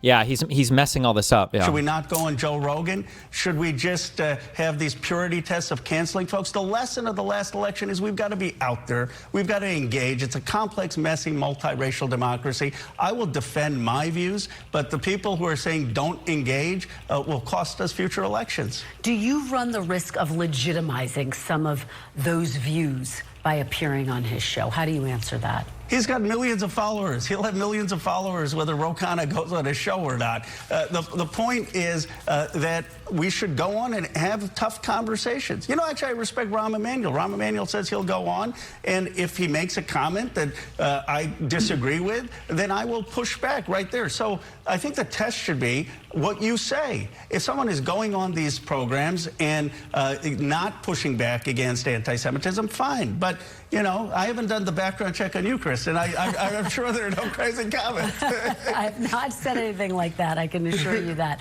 Where do you draw the line, Congressman? Would you appear on, for example, a right-leaning show, Alex Jones, for example, who has made controversial comments that have enraged people, hurt people deeply in some instances? Look, there is obviously a line, and I probably wouldn't appear on Alex Jones. But why not? Yeah. See, like he's missing. I try not to ascribe malice when it can be explained with other things. I'm assuming he's not being malicious. Yeah. But like, but like, why would you give a different answer for that? What happened to all the answers that you just gave about how important it is to be on other platforms and other people's shows and everything? Like, I don't understand that at all. But the point is, I don't think that line should be with Hassan Piker, who has millions of followers, and largely what his view has been critical of the blank check that. Oh, see, so now he is more supporting the view. I guess right? he would say because Alex Jones is more. No. Is he saying Alex Jones isn't like critical here, and Hassan is? Yeah, that's what it seems like. Okay. Or I don't know. He's mixing up a few positions there. Because with Hassan, he made it seem like he just wanted the audience and the position didn't matter. But then with Alex Jones, it seemed like he attacked the position. So, practice question. Tim says, okay, yeah, I get what you mean with the platform stuff. I think Hassan deserves what you call the friend treatment because he's with us on Trump. What do you say? But he's not. He's never with us. I have a different section on... Just because he's with you on one thing. No, they're not with us. If we Why grant, socialists... if we grant him that he is, though. Well, no, but I wouldn't grant that. You wouldn't just grant and move? No. past Why the- socialists that? Hassan should be excluded from the Democratic Party. Okay, so my subsection 1 here is there are severe ideological mismatches and any similarities are only true at the surface level and will quickly diverge as soon as you dig into them. And then some examples I've listed are single-payer healthcare, equality on social issues, no more foreign wars. What was the thing that he gave? Like anything when it comes to an issue where it seems like we have some alignment, they'll say that we are aligned because they appear to have the similar position to us. But then when you dig just a little bit further, you find out that their position is about as far away from you as yours is from Trump. So like when it comes to them pushing for single payer healthcare, in our mind, in the liberal mind, you're thinking like, oh, okay, well, they want single payer. I don't know if I would go quite that far, but like, I think that, you know, on the journey to single payer, there's a lot of good stops that we can make. But in their mind, the ACA is a failure. They hate everything that Obama did with healthcare. They view these things as just like proletariat slop in order to appease the masses. And they're all or nothing on it. So I don't know if you have like strong ideological alignment there. It just seems like it because you're both opposing kind of like the Trump thing. When it comes to like equality on social issues, sometimes they'll play like the id poll thing. But like Hassan has said, that social issues are completely fucking irrelevant. And you can see that Hassan lashes the fuck out when id poll stuff comes up when it's from people that are saying things that he doesn't like. He's made so many comments about like black people. There was that one crazy rant he went on about that trans person in his chat. Like as soon as anybody invokes identity in a way that's not playing towards his class conscious thing, he immediately goes like unhinged. Same thing with the no more foreign wars thing. It seems like we have some alignment there. Oh, okay, well they don't want us to be as like kind of like handheld by Israel through these like weird Middle Eastern conflicts or whatever. Sure, but not really actually, because they wouldn't mind if say Iran were to handhold us through certain conflicts. Like if you were to ask Hassan and all these people right now, the United States is going to facilitate Assad returning to power in Syria, facilitate the stabilization of the country of Iran, and then launch like a joint attack against the nation of Israel with neighboring Arab partners in order to remove that genocidal government. Hassan would say, sign me the fuck up. I'm ready. Well, he wouldn't. He'd say, sign my audience up. Yeah. Of course. But yeah, he's for that. So you really think if you ask him, like, is Obamacare at all good? He would just be like, no, it's a shitty fucking thing and it's slowing us down to getting to single payer? Would that be his take? They do this thing where they'll say it's kind of good, but with nowhere near the enthusiasm you would expect if they actually thought it was a good thing. I don't know if that makes sense. Yeah, it's kind of like when their candidates lose, they'll be like, you can okay, tell, yeah, you can go vote whoever. Yeah, maybe, yeah. Like, you could see, I didn't realize this, but somebody linked that Hassan voting stream. When Hassan was voting, fuck, I'm not going to be able to find it. But basically, the stream, when it opens up, Hassan tells people that the way that he's voting is he's following the DSA DSA voter recommendation card. The DSA didn't recommend anybody for president. And then Hassan tells you he's not going to tell you who to vote for president. These words are unacceptable from somebody who's supposed to be a huge alignment or in huge alignment with the left. Like, that doesn't make any sense, right? It's clearly on a separate team, you know? I also don't know. I don't think Kyle Kalinske ever endorsed. He told Ethan Klein he voted for Kamala. I don't give a fuck. He should have told his stream to vote for Kamala. It really doesn't even matter who he voted for. Did he really not? Did really Hassan not tell his stream to vote for Kamala? Did he like bitch out and be like, oh, you can vote whoever you want, you know? Well, you know, who cares? Fuck. Why can't I find this? Hold on. Oh, it's this. The election is around the corner right now. Official right now. I'm going to not show you anything, okay, obviously, but I'm opening up my official ballot right now. And in order to, and we're going to go through the ballot measures as well. I will, of course, be, as always, using the DSA LA voter guide. So he's using the DSA LA voter guide, which doesn't speak at all to any of the federal candidates. So I don't know if he says anything at all about the senators. I don't watch all this shit. But when it comes to, have you never seen his voting for president thing? Mm-mm. He said apparently I can only convince you not to vote for Trump. That is like the weakest. Here. That are coming out of my mouth. Possible. Anyway, thank you for the 50 gifted subs. Acid Burns 3. I'm gonna rebel 1 second. All right, now we're down to the national election, and boy, oh boy, do we got some good options here. We got Donald J. Trump for president, J.D. Vance for vice president, Republican. We have Claudia de la Cruz for president with Karina Garcia for vice president, peace and freedom. We have Kamala D. Harris. I didn't even know her middle name had a D in it. She got the will of D. For president, Tim Walz for vice president, Democratic ticket. We have Robert F. Kennedy for president because he was not able to get off the rolls here. And Nicole Shananan for vice president of the American Independent ticket. Chase Oliver for president. Mike Termott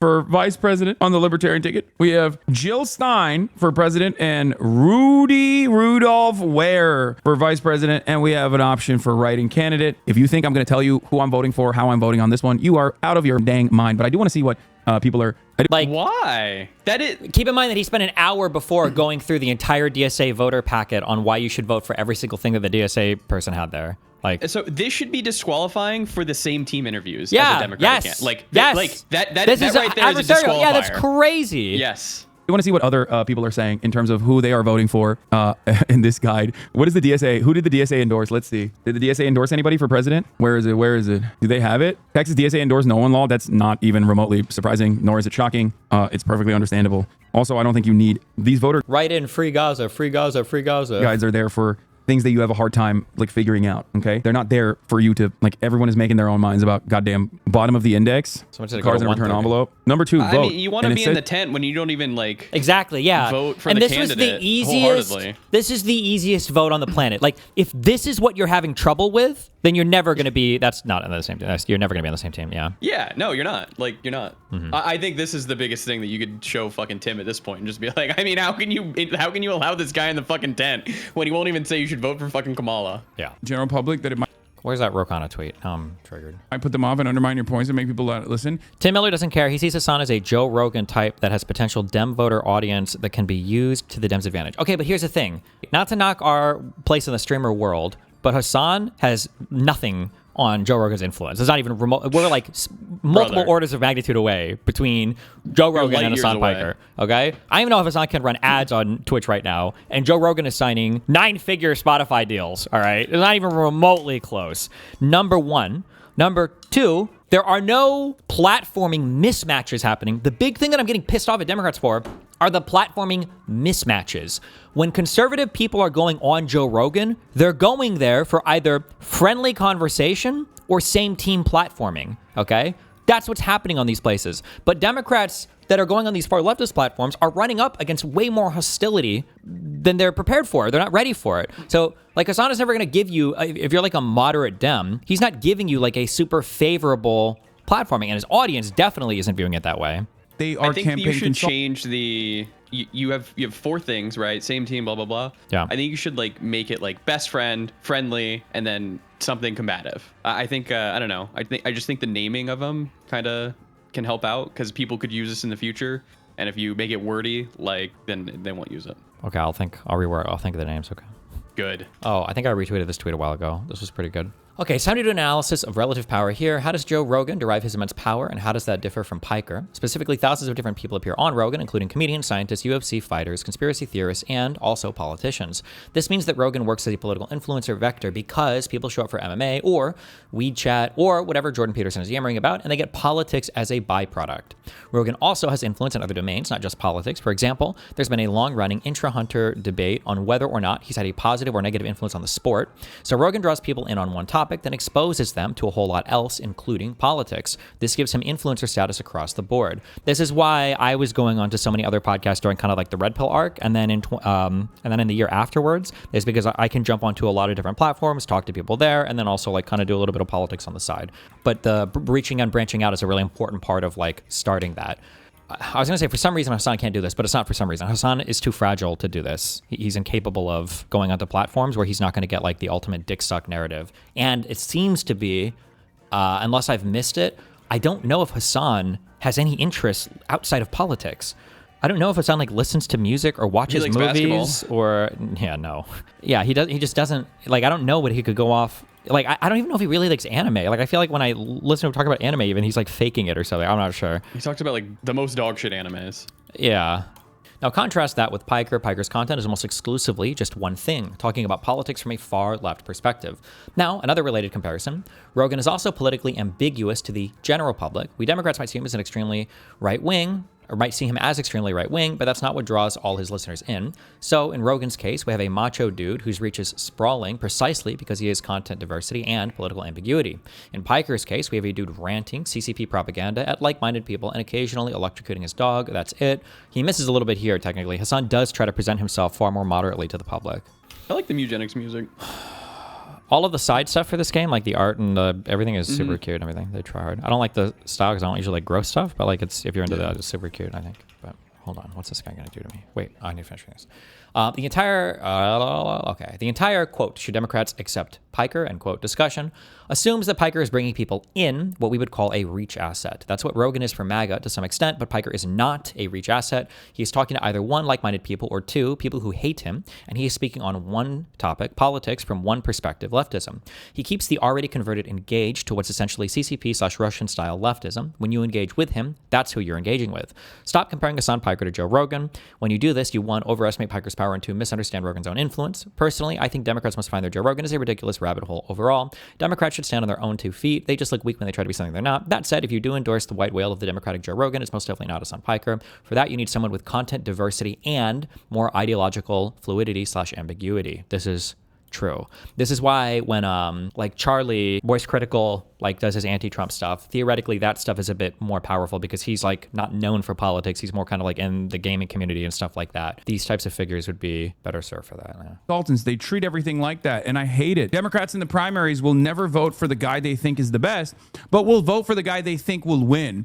And their electability metrics are directly taught to them, are directly communicated to them by these exact same groups that have been fucking yelling. You know, part of taking criticism well is handling bad criticism with grace, big bro. I mean, what do you want me to say, man? I'm not running for president, okay? And I think I've done a decent job, a lot better of a job than these guys have, these like groups have, right? As far as community. Does Tim Elliott even see Hassan as an ally? Wasn't his point that Dems shouldn't waste their time attacking him? I kind of sort of agree that Dems shouldn't necessarily spend a lot of time attacking him. However, so he can reach up to here at the end of his turn. However, the issue is that Dems do need to do a better job at, we have to separate ourselves from crazy people. We're really bad at that because what happens is these crazy people are used to label our entire movements, and then people are assuming things about Democrats because they use people like Hassan to attack Dems. Like, I would say, like, look at the difference between, not to overemphasize my importance in anything, but like, look at the difference between how Republicans or conservatives attack me versus how Republicans or conservatives attack Hassan Piker. When I make comments about Charlie Kirk or the Trump firefighter or people like that, they're not using me to attack other Democrats. They're just trying to get my shit shut the fuck down. Now, I would say it's because the message that I'm pointing out is accurately holding up a mirror to them, and that is an untenable position, and it does make them look fucking crazy. But like, Jesse Waters didn't play my clip to laugh at how unhinged, the Democratic Party is and blah, blah, blah. He played that clip, and then everybody amplified it as a way to get my YouTube demonetized, right? Is to try to attack and shut down my speech. Nobody, or at least I haven't seen it. If somebody has counter counterexamples of this. I'd be interested in saying it. But I have not seen anybody use Hassan Piker in a way to shut down Hassan's speech. It seems like they always quote tweet him to try to attack other Democrats.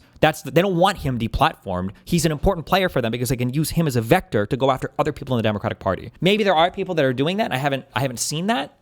It would be interesting. I think they tried during the 9/11 clip. They might have for that. I don't remember. That was a while ago. But over the past few months, I'm usually seeing Hassan used as a vector to attack the rest of the Democratic Party. Yeah, agreed.